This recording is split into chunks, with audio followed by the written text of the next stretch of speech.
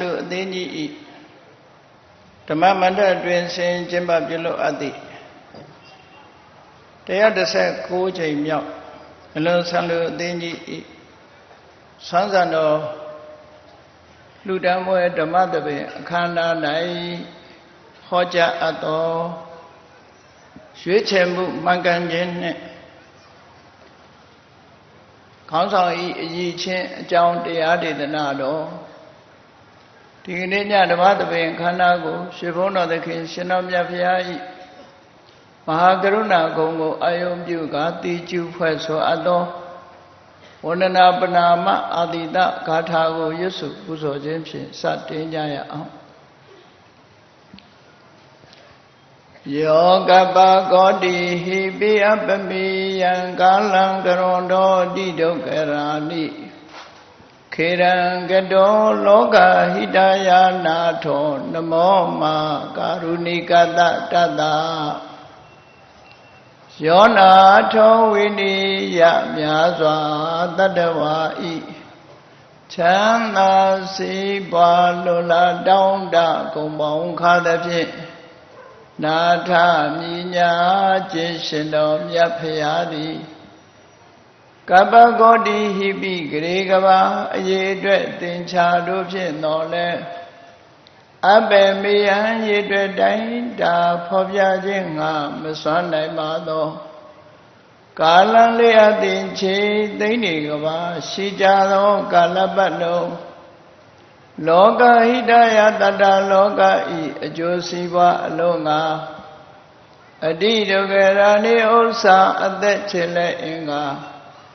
မိတ္တကြီးမာသမိတာနှင့်တထာဇနီဆွန်ញကြီးဟုကျက်တိထဝေ50အစုအလွန်ခဲရင်သောမူရောကိုကရွန်တော်ဘုရားဖြစ်ရန်ဤတန်ကြိုးကုပ်အာထုတ်တော်မူရသည်ဖြစ်၍ခေရံလက်ချေမျက်လုံးအသက်ဆုံးလည်းရဲ့နှလုံးစိတ်ဝံကိုရောဤပင်မခြင်းသို့ကတောဘဝတဏ္ဏကျိန်ဖန်များစွာရောက်တော်မူခဲ့ရရှာလိမ့်မည်မဟာကာရုဏိကတတ္တဝါများယင်ဝဲသားကဲ့သို့တနာချစ်ခင်မဟာကရုဏာရှင်ဖြစ်တော်မူသောတသနာတတဝိနည်းများစွာတတ္တဝါဤချမ်းသာစီးပွားလိုလားတောင်းတဂုံပေါင်းခါသဖြင့်နာထမြညာထိုရှင်တော်မြတ်ဖရာအားနမောယုတိပြောင်းပြော့မှန်ကိုလျော်၍ကရောယုကျိုးရှိခိုးခြင်းသည်အထုဘဝတုစင်စစ်မသွေဖြစ်ပါစေတည်း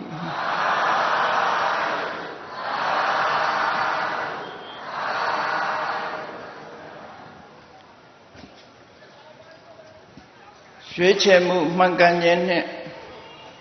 ခေါင်းဆောင်ဤအရေးချင်းလူလောကမှာအရေးကြီးဆုံးအရာတစ်ခုဖြစ်တယ်ရွေးချယ်မှုမှန်ကန်ခြင်းဆိုတာအောင်မြင်ကြီးပွားတိုးတက်ဖို့ရာအတွက်ဘုန်းကြီးတို့တွေရွေးချယ်ကြရမှာဖြစ်တယ်ဘုရားမြတ်စွာသာသနာတော်ကိုရွေးချယ်ပြီးတော့ကိုးကွယ်ကြတဲ့ဘုရားဘာသာဝင်သူတော်စင်တို့အနေနဲ့အခြားရွေးချယ်ရမယ့်အချက်တွေဆိုတာလဲလောကကြီးမှာရှိနေသေးတယ်ပေါ့မြတ်စွာဘုရားသခင်ကိုရောမြတ်ကိုယ်တိုင်သိပင်လင်ဘုရားဖြစ်သူရောက်အောင်တရားဓမ္မကျင့်ကြံကြိုးကုပ်တဲ့အထုတ်တဲ့အခါမှာမှန်ကန်တဲ့ရွေးချယ်မှုတစ်ခုကိုရှေးဥစွာရွေးချယ်ရတာဖြစ်တယ်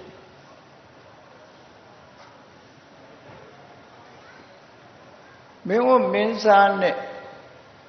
နန်းတော်မှာနေပြီးတော့တရားအထုတ်လို့မရဘူးဒါကြောင့်မို့သူတော်စင်ဘဝပြောင်းဖို့ရွေးချယ်အဲ့ဒါလို့ရွေးချယ်ပြီးတဲ့အခါမှာတရားဓမ္မကျင့်ကြံကြိုးကိုအထုတ်တဲ့အခါမှာနိလန်ပြနိုင်တဲ့ဆရာဆိုတာကိုလည်းရွေးချယ်ရတယ်ထိုဆရာရဲ့စွမ်းဆောင်မှုမပေးနိုင်တဲ့အခါမျိုးမှာကိုယ်ပိုင်အသိဉာဏ်ဖြင့်မိမိကိုယ်တိုင်လျှောက်လန်းရမယ့်လမ်းကြောင်းကိုလည်းရွေးချယ်ရ ဘုရားလောင်းတော်ရဲ့ဘုရားဇလန်းဇက်ွက်ကိုဖတ်ရှုနားလည်ကြတဲ့ပုဂ္ဂိုလ်တိုင်းဟာဘဝမှာဘယ်လိုရွေးချယ်ခဲ့တယ်ဆိုတာထင်ထင်ရှားရှားသိနိုင်တာပဲဖြစ်တယ်ပေါ့နောက်ဆုံးမှာဥရဝေလတော်ကိုရွေးချယ်တယ်ဆိုတဲ့နေရာမှာလဲဘာကြောင့်ရွေးချယ်ရသလဲနေရင်စရာမြေကမ်းဘေးမှာတည်ရှိတဲ့ဥရဝေလတော်ဟာဆွမ်းခံမှုအတွက်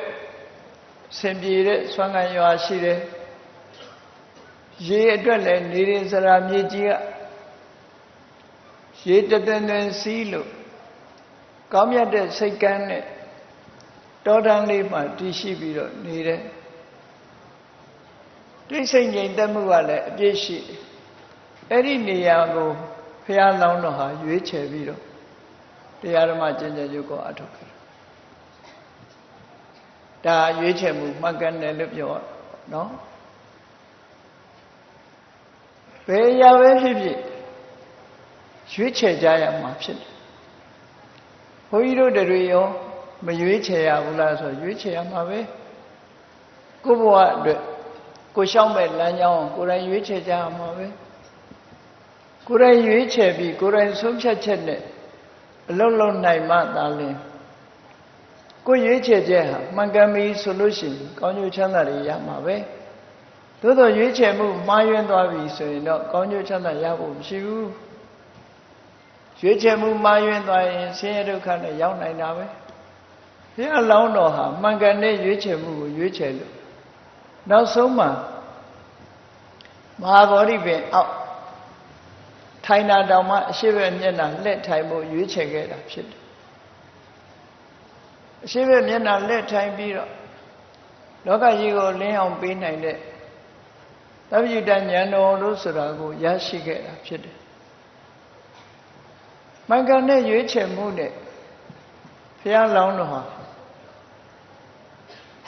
ဘုရားဂယာမဟာဗောဓိပင်အောက်မှာထူးခြားတဲ့အသိဉာဏ်ကိုရလို့ဘုရားဖြစ်သူရောက်ခဲ့တယ်ရောက်ခဲ့ပြီးတဲ့နောက်မှာတရားတွေရဲ့အကျိုးကို45နှစ်တာကာလမြတ်သိဖို့ဆောင်ရွက်ပြီးတော့ပြိဋိဘံဝင်ဆံတော်မူသွားတယ်မှန်ကန်တဲ့ရွေးချယ်ချက်လို့ဒီလိုပြောရှင်သာရိပုတ္တရာတို့ရှင်မောက္ကလန်တို့ဆိုတာလဲမတရားတရားကိုရှာဖွေဖို့ဆိုပြီးတော့ဘာသာတရားတစ်ခုကိုရွေးချယ်ပြီးတော့ရှောက်လန်းတဲ့အခါပထမသင်္ဆရာပြပိုက်ကြီးရဲ့လမ်းကြောင်းသင်္ဆရာပြပိုက်ကြီးရဲ့ပြပိုက်အသိဉာဏ်ဝင်နဲ့ရောက်သွားတဲ့အခါမှန်ကန်တဲ့ရွေးချယ်မှုမရှိသေးသည့်အတွက်ကြောင့်သူတို့လိုချင်တဲ့အသေးတရားဆိုတဲ့အမတ္တဓမ္မကိုမရရှိကြဘူးသို့တော်လည်းမိမိတို့ရွေးချယ်မှုဟာမမှန်ကန်မှုဆိုတာကိုသိသည့်အတွက်ကြောင့်မမှန်ကန်ဟောပြောနိုင်မဲ့ပုဂ္ဂိုလ်ကိုရှာကြမ်းနေစဉ်မှာရှင်အတ္တစီနဲ့တွေ့ဆုံတော့ထိုရှင်အတ္တစီမထေမြတ်ရဲ့တည်ကြည်တဲ့အိန္ဒိယရင့်ကျက်နေတဲ့မျက်နှာအနေထားတွေကိုကြည့်ပြီးတော့ဒီပုဂ္ဂိုလ်ရဲ့တဏ္ဍာမှာတရားတို့တရားမြတ်ရှိမှာပဲဆိုတာကိုရှင်သာရိပုတ္တရာလောင်းဥပတိတ္တကရှင်အတ္တစီနဲ့တွဲဆုံမှုရွေးချယ်ပြီးရှင်အတ္တစီရဲ့တရားဓမ္မကိုနာယူလိုက်တဲ့အခါမှာ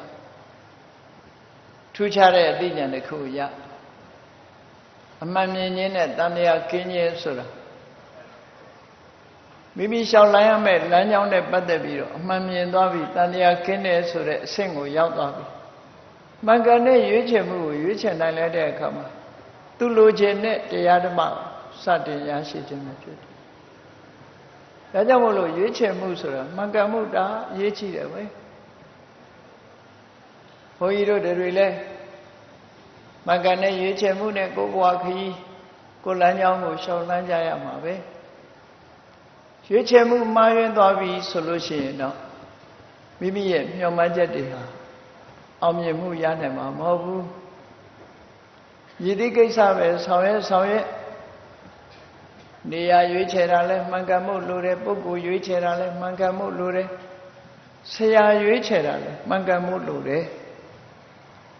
မှန်မှန်ကန်ကန်ရွေးချယ်နိုင်ပြီဆိုတဲ့အခါမှာကိုယ်ရွေးချယ်မှုမှန်ကန်မှုကိုအကြောင်းပြုပြီးတော့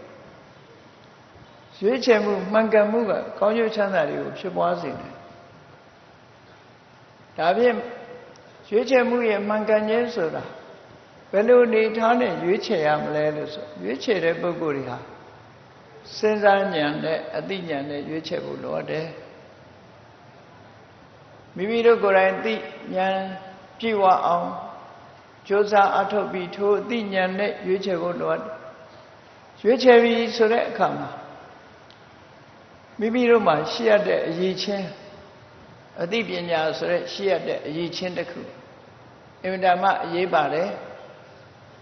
အရည်ချင်းကဲမဲ့သွားပြီဆိုရင်ရွေးချယ်တဲ့အခါမှာဘာတွေနဲ့ရွေးချယ်တတ်တုံးလို့ဆိုဆန္ဒလို့ခေါ်တဲ့ချစ်ခင်မှုကိုအခြေခံပြီးတော့ရွေးရင်မှန်ကန်တဲ့ရွေးချယ်မှုဖြစ်နိုင်ဘူးဒေါသဆိုတဲ့အမုန်းတရားကိုအခြေခံပြီးရွေးရင်မှန်ကန်တဲ့ရွေးချယ်မှုဖြစ်ဘူးမောဟဆိုတဲ့အမှန်မသိမှုအခြေခံပြီးတော့ရွေးချယ်ပဲဆိုရင်လည်းမှန်ကန်တဲ့ရွေးချယ်မှုဖြစ်ဘူးဘယဆိုတဲ့ကြောက်လန့်မှုကိုအခြေခံပြီးတော့ရွေးချယ်လို့ရှိရင်လည်းမှန်ကန်တဲ့ရွေးချယ်မှုမဖြစ်နိုင်ဘူးဆန္ဒဒေါသမောဟဘယလို့ဆိုတဲ့ဓမ္မလမ်းကြောင်းတိမ်းဆောင်သွားစေတတ်တဲ့စိတ်ရဲ့အညစ်အကြေးတွေပေါ်မှာအခြေခံပြီးတော့ရွေးရင်မှားသွားမယ်ဒါကြောင့်မို့အသိပညာကိုအခြေခံပြီးတော့ရွေးရမှာဖြစ်တယ်မြတ်စွာဘုရားကိုယ်တိုင်ကိုယ်ကတစုံတယောက်သောပုဂ္ဂိုလ်ကိုအရာအထုပေးအပ်ခန့်အပ်တဲ့အခါမျိုးမှာ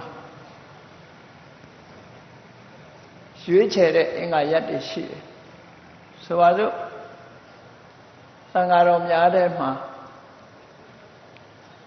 ဒီတိုင်းကပစ္စည်းအဖြစ်လှူထားတဲ့သင်္ကန်းတွေအဲ့ဒီသင်္ကန်းတွေကိုဝေဘာနိကပြုဖို့ပုဂ္ဂိုလ်ကိုရွေးချယ်တဲ့အခါမှာအင်္ဂါရပ်နဲ့ရွေးချယ်တာဖြစ်တယ်အရည်ချင်းနဲ့ရွေးချယ်ရတယ်ဘလို့အရည်ချင်းရှိတုံးဆိုတန်ခါအများပိုင်သင်္ကန်းကိုခွဲဝေတဲ့ပုဂ္ဂိုလ်တယောက်ဟာမိမိနဲ့ခင်လို့ဆိုတာကိုအခြေခံတဲ့ပုဂ္ဂိုလ်မျိုးဖြစ်စေရဘူးမုန်းတီးတာကိုအခြေခံပြီးတော့လုပ်တဲ့ပုဂ္ဂိုလ်မျိုးဖြစ်စေရဘူးအမှန်မသိမှုကိုအခြေခံပြီးတော့လုပ်တဲ့ပုဂ္ဂိုလ်မျိုးမဖြစ်စေရဘူးကြောက်မှုကိုအခြေခံပြီးတော့လုပ်တဲ့ပုဂ္ဂိုလ်မျိုးမဖြစ်စေရဘူးအဲ့ဒါလို့သန္ဓဒေါသမောဟဘယဆိုတာတွေကိုအခြေခံပြီးတော့ရွေးချယ်တဲ့ပုဂ္ဂိုလ်မျိုးမဖြစ်စေပဲတဖန်မိမိလုပ်တဲ့လုပ်ရနဲ့ပတ်သက်ပြီးတော့ဝေဖန်ပြီးသားဖြစ်တယ်မဖြစ်ဘူးဆိုတာကိုလည်းသိတဲ့ပုဂ္ဂိုလ်မျိုးဖြစ်ရမယ်ဆိုပြီးတော့ဝိနည်းကျမ်းဂန်ထဲမှာအရာအထူးခန့်တဲ့ကိစ္စမှာဆိုရင်လည်းပဲရွေးချယ်မှုဟာအဲ့ဒီလိုအရည်ချင်းတွေနဲ့ရွေးချယ်တာဖြစ်တယ်ဟောအရည်ချင်းနဲ့သတ်မှတ်ပြီးတော့ရွေးချယ်တာပညာနဲ့ရွေးချယ်ခြင်းပဲဖြစ်တယ်ဒါကြောင့်မို့ဘုန်းကြီးတို့တွေဘဝတသက်တာမှာကိုလျှောက်ရမယ့်လမ်းကြောင်းကိုရွေးချယ်တဲ့အခါမှာလည်းပဲမှန်ကန်တဲ့လမ်းကြောင်းနဲ့ရွေးချယ်တတ်ဖို့လို့ဒါကြောင့်မို့ဒီကနေ့ညတရားထဲမှာဘုရားမြတ်စွာဟောထားတဲ့တရားဓမ္မတွေမြောက်များစွာရှိတဲ့ထင်ပဲဘဝခရီးလျှောက်လန်းတဲ့အခါမှာမိမိတို့ရဲ့ရွေးချယ်မှုပါရွေးချယ်မှုမှန်ကန်ခြင်းလို့ဆိုတဲ့မှန်ကန်တဲ့ရွေးချယ်မှုဖြစ်ဖို့ဘယ်အရာပဲဖြစ်ဖြစ်စီမံဆောင်ရွက်တတ်ရစီးပွားရေးလုပ်ဖို့ရွေးချယ်တယ်ဆိုရင်လည်းမှန်ကန်မှုလိုအပ်တယ်ပညာသင်ကြားတဲ့နေရာမှာလည်းရွေးချယ်မှုမှန်ကန်မှုလိုအပ်တယ်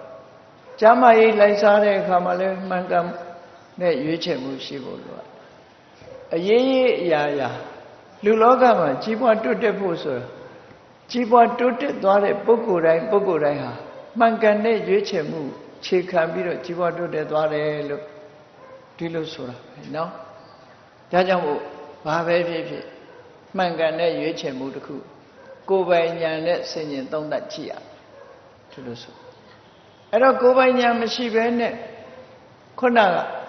အဂတိတရားလိုက်စားပြီးတော့အရာရာသို့မဟုတ်မသိမှုဆိုတာကိုခြေခံပြီးတော့ရွေးမယ်ဆိုလို့ရှိရင်တော့ကိုရွေးတဲ့လမ်းကြောင်းဟာကိုယ်ဒုက္ခပေးမဲ့လမ်းကြောင်းဖြစ်သွားနိုင်တယ်ပေါ့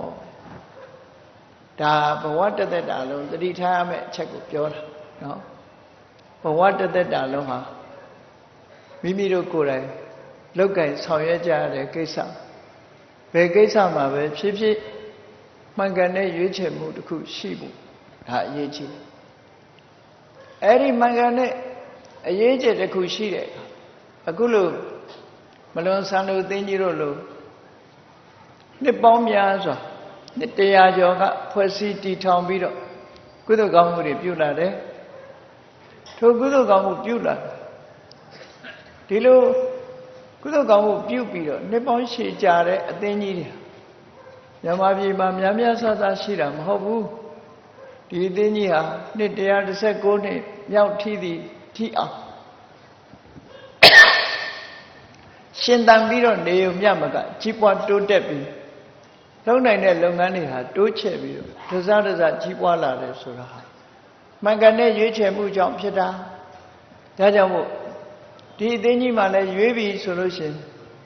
ဥက္ကဋ္ဌအကျိုးဆောင်ဆိုတာရွေးရတာပဲလေမှန်ကန်ကန်ရွေးရတယ်အသင်းသားတွေရွေးရတယ်အဲ့ဒီရွေးချယ်မှုမှန်ကန်လာပြီဆိုလို့ရှိရင်မိမိတို့ပြုလုပ်တဲ့ကုသိုလ်ကောင်းမှုရဲ့အသင်းကြီးဟာရှင်သန်ပြီးတော့ကြီးထွားလာထို့တူပဲဒီမလွန်သင်းကြီးနဲ့ဆက်ဆက်ပြီးတော့ကုသိုလ်ကောင်းမှုပြုတဲ့နယ်မှာရှိတဲ့အသင်းတောက်ဆိုတာတွေဟာလည်းပဲရွေးချယ်မှုနဲ့ပဲသွားကြတာပဲဖြစ်တယ်ဒါကြောင့်မို့မှန်ကန်တဲ့ရွေးချယ်မှုဟာလူတိုင်းအတွက်ဖွဲ့စည်းတိုင်းအတွက်အမြဲတမ်းအရေးကြီးတယ်လို့သူတို့ဆိုအောင်ကောင်းပြီအဖွဲ့အစည်းတစ်ခုမှာအရေးကြီးတာခေါင်းဆောင်တစ်ခုကအရေးကြီးတယ်ပေါ့ခေါင်းဆောင်လုပ်တဲ့ပုဂ္ဂိုလ်ရွေးပြီဆိုတဲ့အခါမှာဘာနဲ့ရွေးမလဲခொနကရွေးချယ်တဲ့ပုဂ္ဂိုလ်တွေကသန္တာဒေါသမောဟဘယလို့ဆိုတဲ့ဓမ္မလမ်းကြောင်းတိမ်းဆောင်သွားမဲ့အချက်တွေပေါ်မှာအခြေခံပြီးတော့မရွေးပဲနဲ့တကယ်ကိုအသိပညာနဲ့တကယ်ခေါင်းဆောင်နိုင်တဲ့အရေးချင်းရှိတဲ့ပုဂ္ဂိုလ်မျိုးရွေးချယ်တာမှန်ကန်တဲ့ရွေးချယ်မှုကိုပြောဒါဖြင့်ခေါင်းဆောင်တွေရဲ့အရေးချင်းဆိုတာဘယ်လိုပုဂ္ဂိုလ်လဲခေါင်းဆောင်ဆိုတဲ့ပုဂ္ဂိုလ်ဟာမြတ်စွာဘုရားသခင်ကိုရောမြတ်သတ်မှတ်ထားတဲ့အရေးချင်းတွေများစွာရှိတယ်မြတ်စွာဘုရားသခင်ကိုရောမြတ်ကနံပါတ်1ကပါလဲကိုချင်းသီလကောင်းတဲ့ပုဂ္ဂိုလ်ဖြစ်ရမယ်အများအကျိုးကိုတည်ဖို့ဆောင်ရွက်ပြီးဆိုတဲ့အခါမှာကိုချင်းသီလပြပြတဲ့ပုဂ္ဂိုလ်တယောက်ကအများအကျိုးဆောင်ရွက်နိုင်တာမရှိဘူးအများအကျိုးမပြောနဲ့မိမိအကျိုးတည်ပင်နဲ့ပျက်စီးနေတဲ့ပုဂ္ဂိုလ်မျိုးဖြစ်တယ်ဒါကြောင့်ကိုချင်းသီလကောင်းတဲ့ပုဂ္ဂိုလ်ဖြစ်ရနံပါတ်1ကဘာလို့ဆိုရင်အမျှော်မြင်ဘုဒ္ဓတရှိတဲ့ပုဂ္ဂိုလ်ဖြစ်အဲ့တော့ပြောမယ်ဆိုရင်သီလနဲ့သုတဒါဟာအမတ္တမအရေးကြီးတဲ့အချက်နှစ်ချက်ပဲအဲ့ဒီသီလနဲ့သုတကိုချင်းတရားနဲ့အမျှော်မြင်ဘုဒ္ဓတကျွယ်ဝတဲ့ပုဂ္ဂိုလ်ဥဆောင်မယ်ဆိုလို့ရှိရင်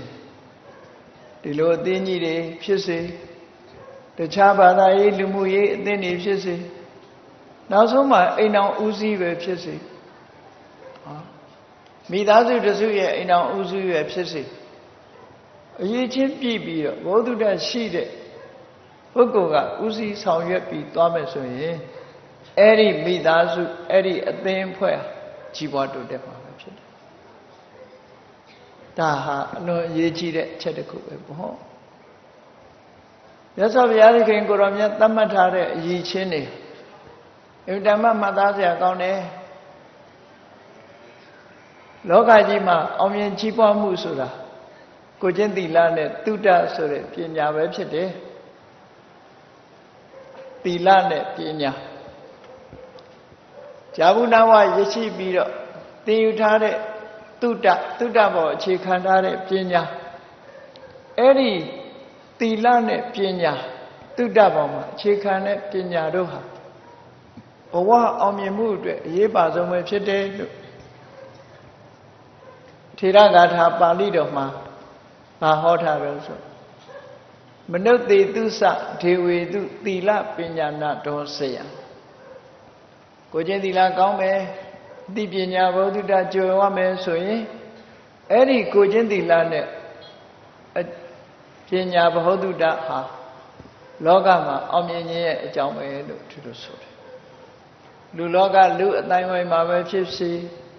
နတ်လောကနတ်အတိုင်းဝိုင်းမှာပဲဖြစ်စေဒါအသိဉာဏ်ရှိတဲ့တရားဝါတွေမှာလူနဲ့နတ်ပဲလေဒါဆိုရတဲ့မဲ့ပြမာလဲပါတယ်ပေါ့မနုဿနဲ့ဒေဝဟာအသိဉာဏ်ရှိတဲ့တရားဝါမျိုးအဲ့ဒီအသိဉာဏ်ရှိတဲ့တရားဝါမျိုးတွေအောင်မြင်မှုရဖို့ဆိုလို့ရှိရင်အရေးချင်းနှစ်ရအချင်းချုပ်ပြီးပြောမယ်ဆိုရင်သီလနဲ့သုဒ္ဓပညာဒီနှစ်ခုဟာအရေးချင်းရှိဆုံးပဲလို့ဒီလိုဆိုအဲ့ဒီအရေးချင်းနှစ်ခုအပြင်လွတ်တဲ့အရေးချင်းတွေလည်းတခြားထပ်ဆင့်ပြီးတော့ရွေးချယ်ရမယ့်အရေးချင်းတွေလည်းရှိတာပဲကောင်းဆောင်ကောင်းတယောက်ရဲ့အရေးချင်းဆိုဒီမှာနာယကကုံ6ပါးလို့မြန်မာလူမျိုးတွေသိနေကြတယ်ပေါ့ခမသိခံနိုင်တဲ့အရေးချင်းရှိရမယ်သိခံတယ်ဆိုတာဘာတွေကိုသိခံတာတုံးလို့မေးခေါင်းဆောင်ဆိုတဲ့ပုဂ္ဂိုလ်ဟာအလုတ်ပင်ပန်းမှုကိုလည်းသိခံနိုင်ရတခြားပုဂ္ဂိုလ်တွေရဲ့ဝေဖန်မှုကိုလည်းပဲသိခံနိုင်ရဝေဖန်တာလည်းသိခံနိုင်ရမယ်နော်ပင်ပန်းမှုကိုလည်းသိခံနိုင်ရအဲ့ဒါလို့သိခံနိုင်မှုဟာသိခံနေဆိုတဲ့အဓိပ္ပာယ်ဝေဖန်ခြင်းပင်ပန်းခြင်းဆိုတာတွေကိုလစ်လျူရှုပြီးလှုပ်တဲ့လှုပ်ထိုက်တာကိုလှုပ်တယ်ဆိုတဲ့သဘောတရားကိုဆိုလို့မကောင်းတာဝေဖန်ရှုတ်ချသည့်အတွက်ကြောင့်စိတ်ဓာတ်ပြက်ပြားတာမရှိဘူးကောင်းတဲ့ရင်ပြောကြားခြင်းကြောင့်ဘဝင်မြင့်သွားတာမရှိဘူးအဲ့ဒါလို့တည်ငြိမ်မှုရရှိထားတဲ့ဥပိ္ပခာဆိုတဲ့ရှင်မစိုးတရားတွေကအမြင့်ဆုံးတည်ငြိမ်မှုဆိုတဲ့ဥပိ္ပခာတရားအမြဲတမ်းအရေးပါတယ်လို့သူတို့ဆိုအဲ့တော့ခမာလို့ဆိုတာသိခံတယ်ဆိုတာစိတ်ဓာတ်ထိအောင်ကြန့်ခိုင်မှုရှိဖို့လိုအပ်တယ်လောကလူတွေဟာပြန်မပြောစိတ်ထဲကမကြေမနတ်တွေရှိနေသေးလို့ရှိရင်ဒါသိခံတယ်မဟုတ်ဘူးသိခံတယ်ဆိုတာစိတ်ဓာတ်ထိအောင်သိခံတယ်ဆိုတာရှိမှာမေတ္တာမပြတ်ဘူးကရုဏာမပြတ်ဘူးမုရိဒာမပြတ်ဘူးပြောဆိုသမျှကိုဥပိ္ပခာထားနိုင်တယ်မေတ္တာနှလုံးကိုမိမိစိတ်ထဲမှာအမြဲတမ်းကိန်းအောင်နေအောင်လှုပ်ထားနိုင်တယ်ဆိုမှခမာဆိုတဲ့ကုံရအဲ့ဒါမဟုတ်ဘူးဆိုလို့ရှိရင်ခမာသိခံမှုဆိုတာမရှိဘူးအဲ့ဒီသိခံမှုဆိုတဲ့ခမာကုံမရှိဘူးဆိုလို့ရှိရင်ဥဆောင်နိုင်တဲ့ပုဂ္ဂိုလ်အရေးချင်းတစ်ခုပြည့်ရွင်းတယ်လို့ခေါ်တာနောက်တစ်ခုကဇာကရိယသူများတဲ့နိုးနိုးချာချာရှိတယ်နိုးချာတယ်ဆိုတာလက်မြင်တာအရာရာကိုလက်မြင်နေရဘယ်လိုလုပ်ရင်ဘယ်လိုကောင်းမယ်ဆိုတော့အမြဲတမ်းကိုယ်စိတ်ထဲမှာသူများတဲ့ပူပြီးတော့လက်မြင်ပြီးကြီးပွားတိုးတက်တဲ့လုပ်တွေလုပ်နိုင်တဲ့ပုဂ္ဂိုလ်ဇာကရိယနိုးချာတယ်နိုးနိုးကြာကြာတက်တက်ကြွကြွရှိတယ်ဥဋ္ဌာဏနိုးကြာနေတဲ့အတိုင်းတကယ်လဲအလုံးလုံးတယ်ကြိုးစားအားထုတ်တယ်တန်ဝိဘာကအလုံးကိုခွဲခြမ်းဝေဖန်တယ်ပြောမယ်ဆိုလို့ရှိရင် management မှာစီမံခန့်ခွဲတတ်တယ်စီမံခန့်ခွဲမှုလိမ္မာကျွမ်းကျင်အဲ့ဒီလိုလိမ္မာကျွမ်းကျင်မှုရှိရတရားမိမိနဲ့တွဲဘက်လောက်ကင်တဲ့ပုဂ္ဂိုလ်တွေအပေါ်မှာမေတ္တာနဲ့ကရုဏာထားနိုင်ရမယ်တရားဆိုတဲ့စကားလုံးကမေတ္တာကရုဏာနှစ်ခုရှင်တွဲပြီးတော့ဖော်ပြတဲ့စကားလုံးတစ်ခုပဲတဏှာဆောင်လျှောက်တယ်မေတ္တာထားတယ် အကျဉ်းတရားထားတယ်ဆိုတာတရားရဲ့အဓိပ္ပာယ်ပဲသူရဲ့မူရင်းအဓိပ္ပာယ်ကတော့ဆောင်းလျှောက်တယ်ကုညီတယ်ဒီလိုအဓိပ္ပာယ်မျိုးရအိက္ခဏဆိုတာကိုလှုပ်တဲ့အလုပ်တွေပေါ်မှာမပြတ်ကြည့်ရှုနိုင်ရမျက်နှာလွှဲပြီးတော့လှုပ်တာမျိုးမရှိဘူးမိမိကိုယ်တိုင်ကြည့်ရှုသုံးသပ်ပြီးတော့လှုပ်အိက္ခဏအဲ့ဒါကိုပဲနာဂကို6ပါးလို့ဒီလိုပြောတာဒါခေါင်းဆောင်ကောင်းရဲ့အရေးချင်းပဲပေါ့ခေါင်းဆောင်လုပ်ပြီးဆိုရင်ဒီချင်းတွေရှိဖို့လိုတယ်အဲ့ဒီအရေးချင်းနဲ့ရှိတဲ့ပုဂ္ဂိုလ်မျိုးညီဒီကိစ္စပဲဆောင်ရွက်လူမှုရေးကိစ္စဆောင်ရွက်တာပဲဖြစ်စေဘာသာရေးကိစ္စဆောင်ရွက်တာပဲဖြစ်စေသာသနာရေးကိစ္စဆောင်ရွက်တာပဲဖြစ်စေညီဒီကိစ္စဆောင်ရွက်အောင်မြင်ကြီးပွားနိုင်တဲ့အရေးချင်းတွေပဲလို့ဒီလိုဆိုတာပဲအဲ့တော့အရေးကြီးဆုံးကတော့ခွန်ကြီးတို့တွေဟာအသိပညာကြွယ်ဝနေအောင်အမြဲတမ်းမျက်စိဖွင့်နားဆွင့်ပြီးလေ့လာသုံးသပ်နေရမယ်အရာတစ်ခုကိုမှတ်တမဲ့လက်ခံတာမျိုးမလုပ်ဘဲနဲ့ဆင်ခြင်သုံးသပ်မှုရှိရမယ်ကိုယ်ပိုင်ဆုံးဖြတ်နိုင်စွမ်းရှိရမယ်မြတ်စွာဘုရားသခင်ကိုရောမြတ်ကသူများပြောလို့ယုံတာဆိုတာမျိုးကိုလက်မခံကာလမသုတ်တမှာကြည့်မယ်ဆိုရင်အလွန်ထင်ရှားတယ်ကိုယ်တိုင်ဆင်ခြင်စဉ်းစားဖို့မြတ်စွာဘုရားအလေးနဲ့ထားပြီးတော့ဟောလို့ရှိဒါကြောင့်မို့ဘုရားမြတ်စွာသာသနာတော်မှာတတ္တဟာဆိုတဲ့ယုံကြည်မှုဆိုတာပါတော်လဲ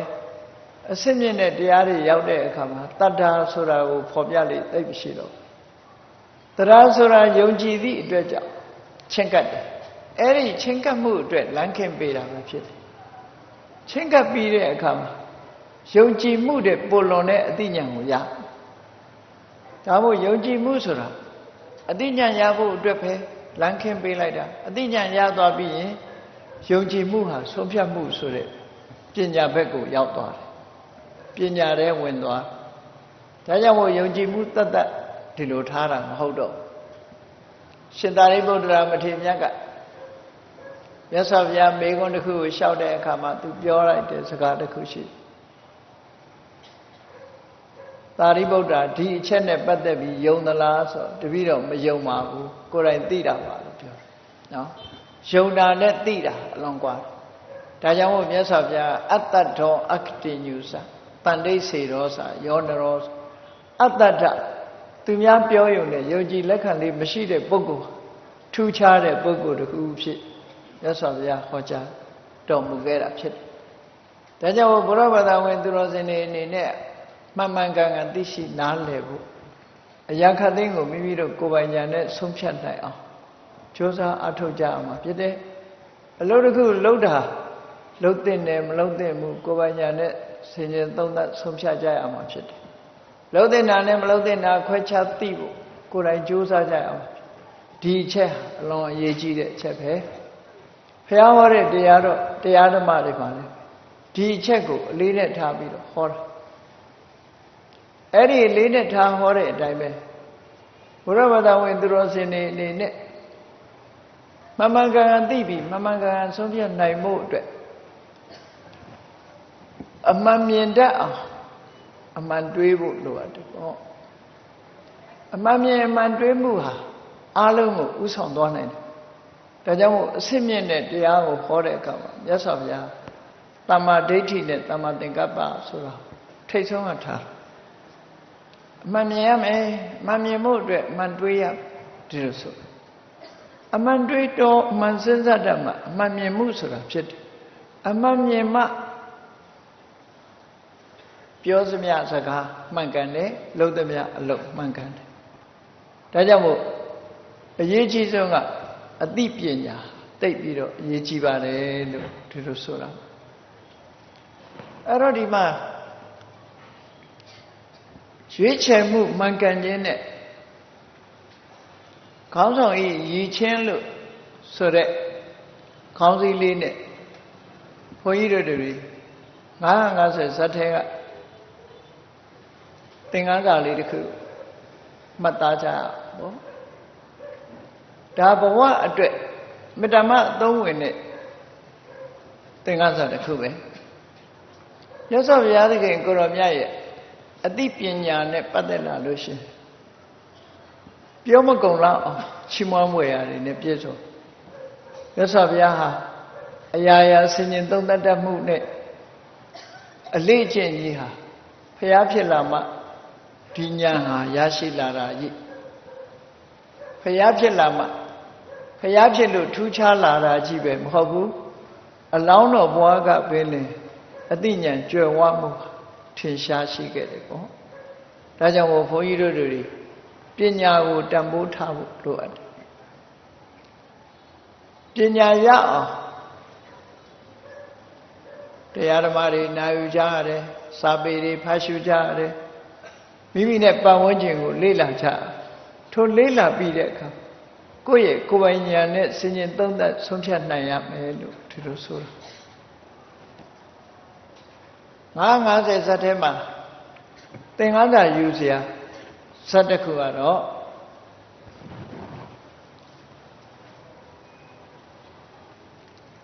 258ခုမြောက်ဖြစ်တဲ့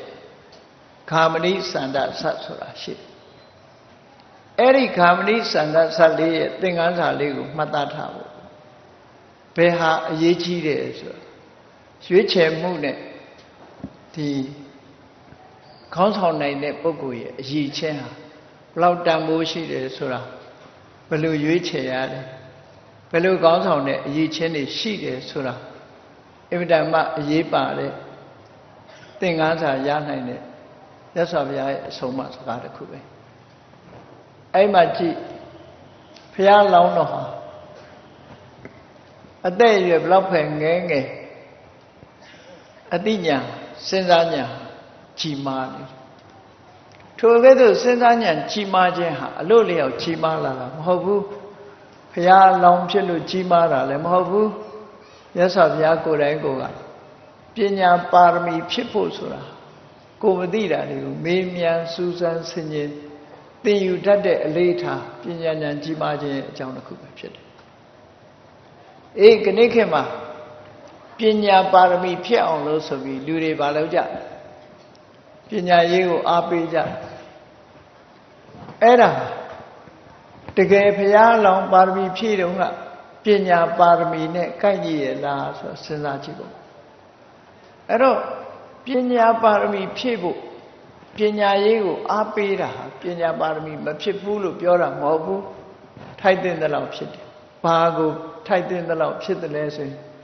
ရင်ပညာတတ်ဖို့အတွက်အခြေအနေတစ်ခုဖန်တီးပေးတာပဲဖြစ်တယ်ပေါ့နော်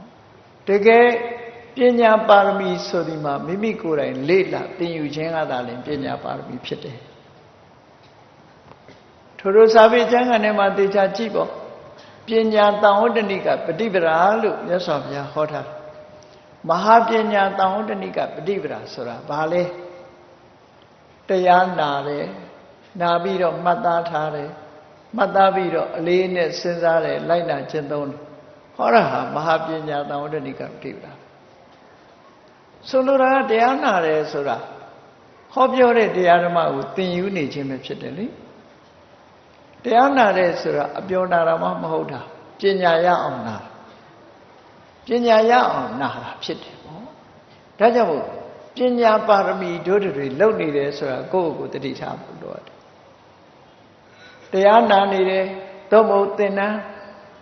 တက်တယ်သို့မဟုတ်တရားဓမ္မတွေစာအုပ်တွေကိုဖတ်ရှုတယ်လေ့လာတယ်သင်ယူနေဒါတွေကပညာပါရမီမရှင်းတဲ့အချက်လက်တွေကိုသိတဲ့ပုဂ္ဂိုလ်တွေစီမေးမြန်းတယ်စူးစမ်းတယ်ဒါပညာပါရမီပဲအင်တာမထိရောက်တဲ့ပညာပါရမီဖြစ်တယ်ပေါ့မြတ်စွာဘုရားကိုယ်တိုင်ကိုယ်ကဒါကိုမဟာပညာတန်ဝတ္တနိကပฏิပဒါကြီးမားတဲ့ပညာကိုဖြစ်စေနိုင်တဲ့အချက်ကိုဒီလိုဟောတာနော်ဒီလိုဟောတာဒါကြောင့်မလို့ထိရောက်တဲ့ပညာပါရမီဖြစ်ဖို့အတွက်မိမိကိုယ်တိုင်သင်ဖို့ကြိုးစားပါမိမိကိုယ်တိုင်လေ့လာဖတ်ရှုပါလောကမှာအပြစ်ကင်းတဲ့အရာမှန်သမျှသင်တိုက်တဲ့အရာပဲဖြစ်တယ်လူလောကကိုအကျိုးပြုတဲ့ပညာရပ်တွေအများကိုအကျိုးပြုမဲ့ပညာရပ်တွေဒါတွေဟာသိရှိနားလည်ရမယ်အချက်တွေပဲ ဘဝခရီးကနေပြီးတော့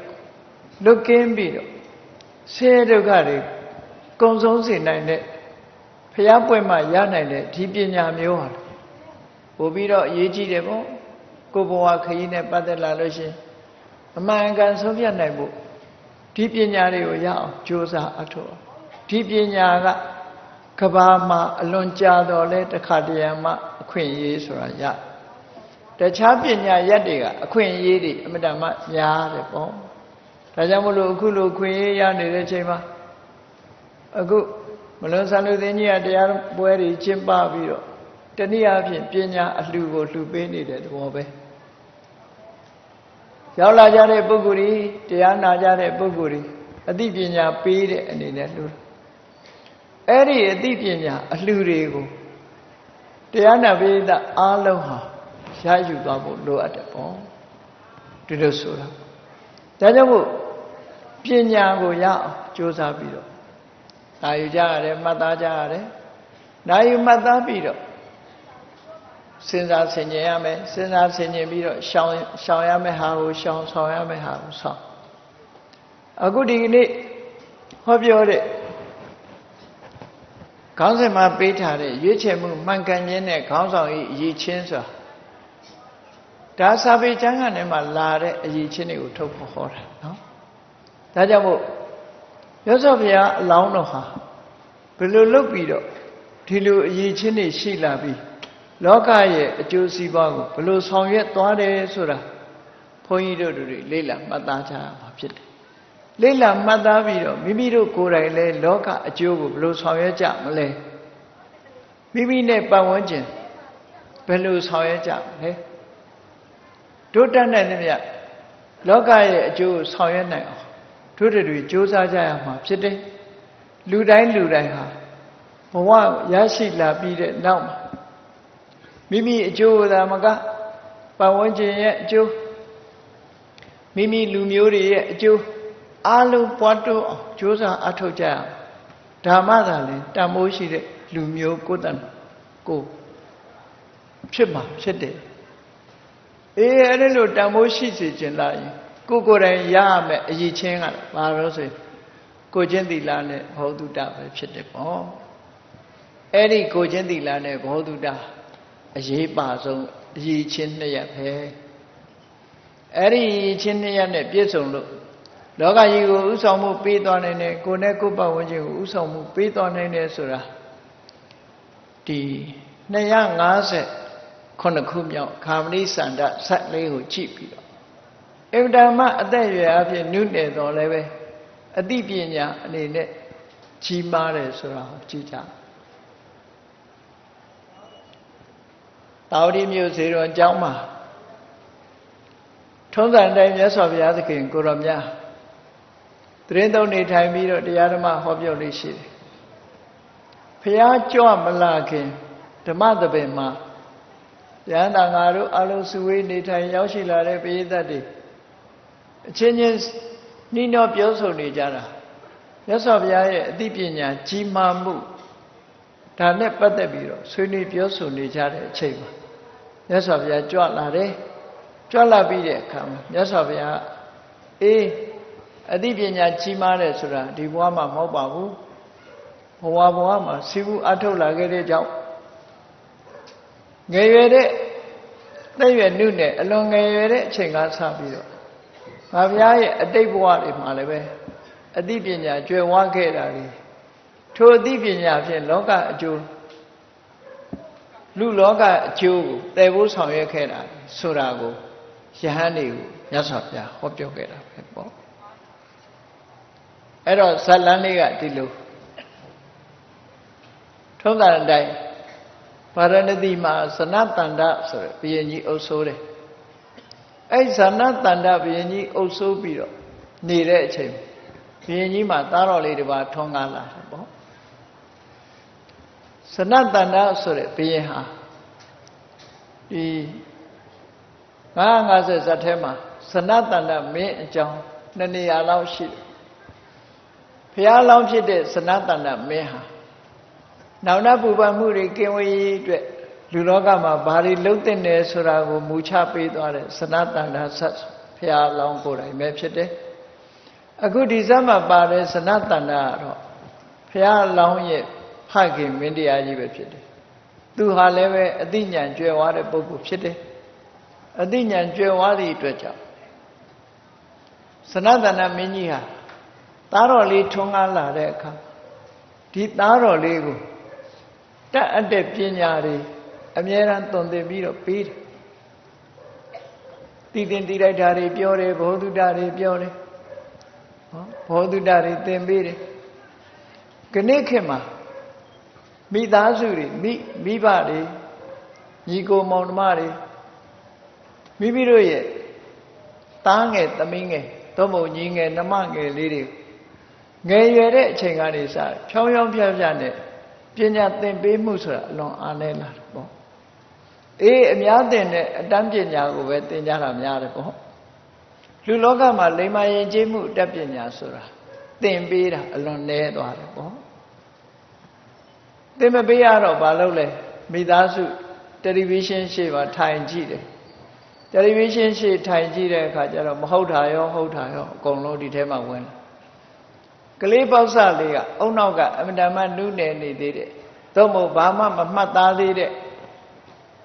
အဖြူတဲ့အုံနောက်ထဲမှာကောင်းတာတွေရောမကောင်းတာတွေရောအကုန်လုံးရောက်သွားတယ်နော်ရောက်သွားတဲ့အခါကျတော့ဒီကလေးလေးဟာမကောင်းတဲ့အတတ်တွေလည်းငယ်ငယ်လေးတဲ့တက်သွားတယ်ဒီလိုဖြစ်တယ်နော်အဲ့တော့တဲ့ရွယ်နုနယ်ငဲနေတဲ့အချိန်လေးမှာကလေးသူငယ်တွေကိုလောကကြီးမှာမကောင်းတဲ့အရာတွေကိုမြင်တွေ့စေဖို့အုံနောက်ထဲအရောက်မခံမဲနဲ့ကောင်းတဲ့အရာလေးတွေကိုသွန်သင်ပြသဆုံးမပေးတာဟာအမှန်တမ်းလုံးတဲ့အချက်တစ်ခုဖြစ်တယ်ပေါ့မိမိတို့သားငယ်သမီးငယ်တွေယဉ်ကျေးလိမ္မာဖို့ဆိုရင်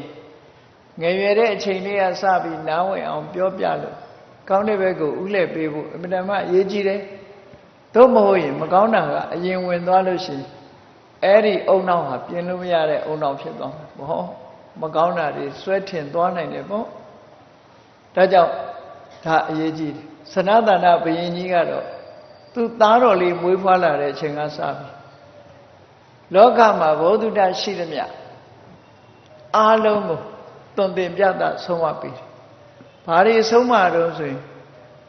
ဘယ်လိုပုဂ္ဂိုလ်မျိုးကမှပညာရှိတဲ့ပုဂ္ဂိုလ်ခေါ်တယ်ဘယ်လိုပုဂ္ဂိုလ်မျိုးကဘယ်လိုအယူဆရှိတယ်နော်လူကိုအကဲခတ်တတ်တဲ့ပညာရုပ်ရည်ကိုအကဲခတ်နိုင်တဲ့ပညာတုံ့ရည်ကိုအကဲခတ်နိုင်တဲ့ပညာလောကမှာအမြင်အကြားတွေနဲ့ကြည့်ပြီးတော့လူတစ်ယောက်ကိုဆုံးဖြတ်နိုင်တဲ့ရွေးချယ်နိုင်တဲ့အနေအထားမျိုးရောက်ဒီမင်းသားလေးကိုသင်ပေးသွားတာအဲ့ဒီမင်းသားလေးရဲ့နာမည်ကအာရတမုခတဲ့ကျင်းမုံလို့သူ့ရဲ့မျက်နှာဟာအလွန်ကြီးနေတယ်ဒါကြောင့်ဒီသားတော်လေးကိုငယ်ငယ်လေးအရွယ်လေးမှာပဲစပြီးတော့တဖြည်းဖြည်းလောကမှာသိသိသိလိုက်တဲ့ဘောဓုတတွေသင်ပေးသွားပြီကံကောင်းကြောင်းမလာတဲ့အခါဒီကလေးလေးမင်းသားလေး9နှစ်အရွယ်မှာပင်လေစနတန္တမင်းကြီးဟာနတ်ရဆံကံတော်ကုန်သွားတယ်အဲ့ဒီနိုင်ငံဟာလူမမဲ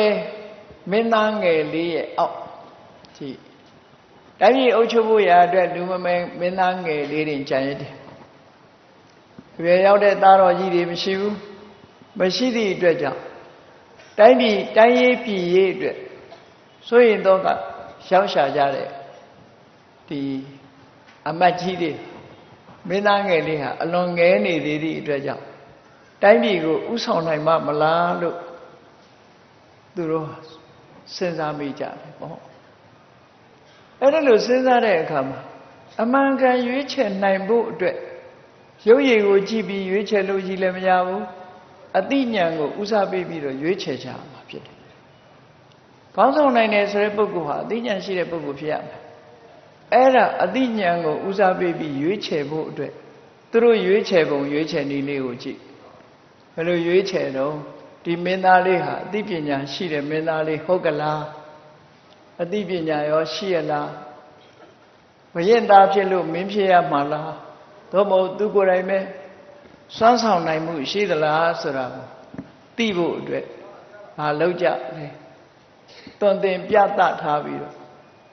လူစတိုင်ဖမ်းထားတဲ့မြောက်တကောင်နော်လေးပဲထောက်မသွားဘူးလူလိုမတ်တက်ရက်သွားတယ်လူလိုမတ်တက်ရက်သွားတဲ့မြောက်တကောင်ကိုတွင်တင်ပြသထားတဲ့အတိုင်းမလုပ်လဲဆိုတော့တကယ်ကိုပညာရှိအဝတ်အစားတွေ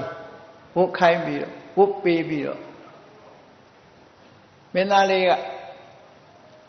တရားရုံးမှာထိုင်းနေတဲ့အချိန်မင်းသားလေးကိုတရားရုံးဘက်ခေါ်သွားပြီးတရားရုံးမှာထိုင်းနေတဲ့အချိန်အဲ့ဒီပညာရှိအမတ်ရဲ့အဝတ်တွေကိုဝတ်ထားတဲ့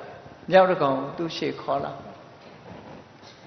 မင်းသားလေးက9နှစ်အရွယ်ပဲရှိသေးတယ်ပညာရှိမရှိစမ်းသပ်ကြတယ်သူတို့အဲ့ဒီမြောက်ကိုခေါ်လာပြီးတဲ့အခါကျတော့မကြီးတွေကပြောကြတယ်အယံဒေဝပုရိသောရှင်မင်းသားလေးဒီလူဟာတဲ့ပိတုမဟာရာဇတကားလေးခမည်းတော်မင်းတရားကြီးလက်ထက်တုန်းကဝတ္ထုဝိဇ္ဇာစရိယောမြေကြံအတက်ကိုတတ်တဲ့ပညာရှိကြီးပါနော်ပညာရှိကြီးပါဘယ်နေရာဟာဘူမိတတန်ဖြစ်တယ်ဘယ်မြေဟာကောင်းတယ်ဘယ်နေရာဘာလုပ်ရမယ်ဆိုတာကိုဒီဟောကိန်းထုတ်နိုင်တဲ့ပညာရှိအမတ်ကြီးပါလို့ဟန်နဲ့ပန်နဲ့မြောက်ကိုပညာရှိအမတ်ကြီးအောင်ဝတ်ပေးထားပြီးတော့မင်းသားလေးရဲ့ပညာရကိုစူးစမ်းလာဒီမင်းသားလေးဆုံးဖြတ်နိုင်ရဲ့လားဆိုတော့အာရတမုခမင်းသားလေးကသူတို့ပြောတဲ့ပညာရှိအဝတ်တွေဝတ်ထားပြီးတော့ခေါ်လာတာတကယ်ကိုလူသားတယောက်အသွင်နဲ့ခေါ်ဆောင်လာတဲ့မြောက်တကောင်မြောက်ဆိုတာလည်းကြီးတဲ့ကောင်ရှိသေးတယ်နော်အဲ့ဒီလိုမြောက်ကိုခေါ်လာပြီးတော့မင်းသားလေးကိုဒီလိုမေးတဲ့အခါကျတော့မင်းသားလေးကစိတ်ဆက်ဆက်ကြည့်တယ်အကဲခတ်တယ်အဲ့ဒီမြောက်စိတ်ဆက်ဆက်ကြည့်တယ်သူလည်းမြောက်ကိုမြင်မှုသေးမှာမဟုတ်ဘူးစိတ်ဆက်ဆက်ကြည့်ပြီးတော့မင်းသားလေးကဘာပြောလို့ဆိုဟာနာယံကရဏံကုသလောဒီကောင်ဟာအိမ်ဆောက်လုပ်ရေးနဲ့ပတ်သက်ပြီးမကျွမ်းကျင်ပါဘူးတဲ့သူအကဲခတ်ပြီးတော့ပြောလိုက်တာနော်ဒီလူဟာဆောက်လုပ်ရေးနဲ့ပတ်သက်ပြီးတော့ဘယ်နေရာဘာလုပ်ရမယ်ဆိုတာကျွမ်းကျင်မဲ့လူမဟုတ်ပါဘူးတဲ့လောလောအယံဝလိမှုခောတဲ့သူကြည့်ရတာမတည်ငြိမ်ဘူးတဲ့မျက်နှာမှာလည်းအတွန့်နေပါနေတယ်မြောက်ဆိုတော့မျက်နှာမှာအတွန့်ပါတာပေါ့ဒီဟာမတည်ငြိမ်ဘူးတဲ့မျက်နှာမှာလည်းအတွန့်နေတယ်တဲ့နော်ကတံခောတုသေးယဧဝံဓမ္မမိတံကုလံဒီကောင်မျိုးဒီရုပ်ရည်မျိုးဟာသူများလှုပ်ထားတာတွေကိုဖြည့်ဆည်းုံပဲဖြည့်ဆည်းတတ်တဲ့လူမျိုးပဲဘယ်တော့မှကောင်းကျိုးပေးမဲ့လူမဟုတ်ဘူးလို့မင်းသားလေးကအဲ့လိုဆုံးဖြတ်ချက်ချလိုက်တယ်သူညံနဲ့သူဆင်ញင်စဉ်းစားပြီးဆုံးဖြတ်ချက်ချအဲ့ဒါနဲ့အမတ်ကြီးတွေကခေါင်းလေးတငိမ့်ငိမ့်နဲ့သူတို့မြောက်ကိုပြန်ခေါ်သွားတယ်ကဲအရှင်မင်းကြီးသဘောမတူလဲပဲပြန်ခေါ်သွားပါမယ်ဆိုခေါ်သွားတယ်နောက်တစ်ချိန်ပြန်ဆုံစမ်းကြပြန်တယ်ဒီကိစ္စလေးပြီးတဲ့အခါတော်လေးရက်ကလေးချပြီးတော့သူ့ကိုပဲပုံစံပြောင်းလာတယ်မိကတိပါလေးလည်းလင်းညင်လိမ့်မှာပေါ့နော်မြောက်ကိုသေးသေးချာချာဝတ်စားဆင်ပြီးတော့လာတယ်အဲ့ဒါကြတော့ဒီတစ်ခါလာတဲ့အခါမှာတရားသူကြီးရဲ့အဝတ်တွေဝတ်ပေးထားတယ်သူဝိနည်းဆရာယုံကိုခေါ်လာတယ်တရားယုံကိုခေါ်လာပြီးတော့ရှင်မင်းသားရဲ့ခမည်းတော်လက်ထက်တုန်းကသူဟာတရားဆုံးဖြတ်တဲ့ပညာရှိအမတ်ကြီးပါတဲ့အခုအရှင်ဘုရားအရှင်မင်းတရားရဲ့လက်ထက်မှာလည်းပဲသူ့ကိုတရားယုံမှာတရားသူကြီးဖြစ်ခန့်အပ်ပါလို့ဆိုပြုကြတယ်ပေါ့နော်အဲ့ဒါလို့မင်းသားလေးကိုတရားသူကြီးဖြစ်ခန့်အပ်ဖို့အဆိုပြုတော့မင်းသားလေးကကြည်တယ်ခဲခတ်တယ်အကုန်လုံးလက်ရောခြေရောအကုန်ခဲခတ်တာသူကခဲခတ်ပြီးတော့ဘာပြောလိုက်တုံးဆိုနာယိတံစိတ်တဝတ္တောလောမံသူ့အမွေးအမင်အရေးအယောင်ကြည့်ရတယ် အသိစိတ်ရှိတဲ့ကလူမဟုတ်ဘူးလေတရားဆုံးဖြတ်တယ်ဆိုတာတော်တော်ကိုအသိဉာဏ်ရှိမှဖြစ်တာဟုတ်ဟိုကပြောတယ်သူကဥပဒေတွေကိုအလွတ်ရပါတယ်ဒီလိုကဘုရင်ကြီးလက်ထက်ကတကယ်ကိုဝိနည်းဆရာပညာရှိအမတ်ကြီးဖြစ်ပါတယ်ဥပဒေတွေကိုအလွတ်ရွတ်နိုင်ပါတယ်ဆိုတော့ကြည့်လိုက်တဲ့အခါနာယံစိတ်တဝတ္တောလောမှာသူကြည့်လိုက်တဲ့အသွေးအမွှေးကြည့်လိုက်လို့ရှင်အသိစိတ်ရှိတဲ့အကောင်မျိုးမဟုတ်ပါဘူးတဲ့အသိစိတ်ရှိမဲ့လူမျိုးမဟုတ်ပါဘူးနာယံအတ္တတိကောမိကောသူဟာဘယ်သူကိုမှဒီကျင့်အောင်လုပ်ပေးနိုင်တဲ့လူမရှိဘူးမဟုတ်ဘူးတဲ့တိဋ္ဌံမေဇနတန္တေနငါဖေကငါ့ကိုပြောသွားတယ်တဲ့အသွေးမွေးနဲ့ဒီလိုအသွေးမွေးမျိုးဆိုရင်ဘယ်တော့မှကောင်းကျိုးမပေးဘူးကွာဒီလိုဟာမျိုးကဒီလိုတရားမျိုးကဘယ်တော့မှအတိညာမရှိဘူးလို့သူ့အဖေကမသိခင်ကသူ့ကိုဆုံးမဩဝါဒပေးသွားတာသူမှတ်မိတယ်တဲ့နာယံကင်စီဝိသနတိဒီတရားမျိုးဆိုတာဘာကိုမှသိမဲ့တရားမဟုတ်ဘူးဘယ်လိုလုပ်ပြီးတရားသူကြီးဖြစ်နိုင်မလို့ညစ်မဲ့လိုက်အဲ့တော့ညှင်းမဲ့လိုက်တော့အမတ်ကြီးတွေကတော့ကြိတ်ပြုံးပေါ့လေသဘောကျသွားပြီတော်တော်လေးတော့ဉာဏ်ရှိတယ်မင်းသားလေးဟာဉာဏ်ရှိတယ်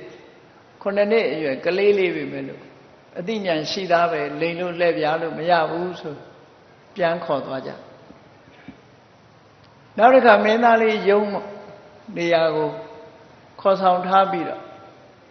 ခုနကမြောက်ကိုပဲသူဟာတမန်အယတ်သားရဲ့အဝတ်မျိုးကိုဝတ်ပြီးတော့လူတော်လူကောင်းတယောက်ပုံတရံနဲ့ခေါ်လာပြန်ညခေါ်လာတယ်ခေါ်လာပြီးတော့ဘာပြောတော့ဆိုအယံတေဝ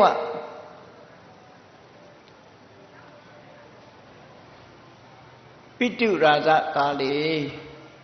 မာတာပိတုဥပဋ္ဌာနာကာရကောရှင်မင်းကြီးရဲ့ခမည်းတော်လက်ထက်တုန်းကဒီလူဟာလူတော်လူကောင်းပါတဲ့အမေအဖေကိုပြုစုဆောင်ရှောက်တယ်ဆွေတွေကလူကြီးသူမတွေကိုလေးစားတယ်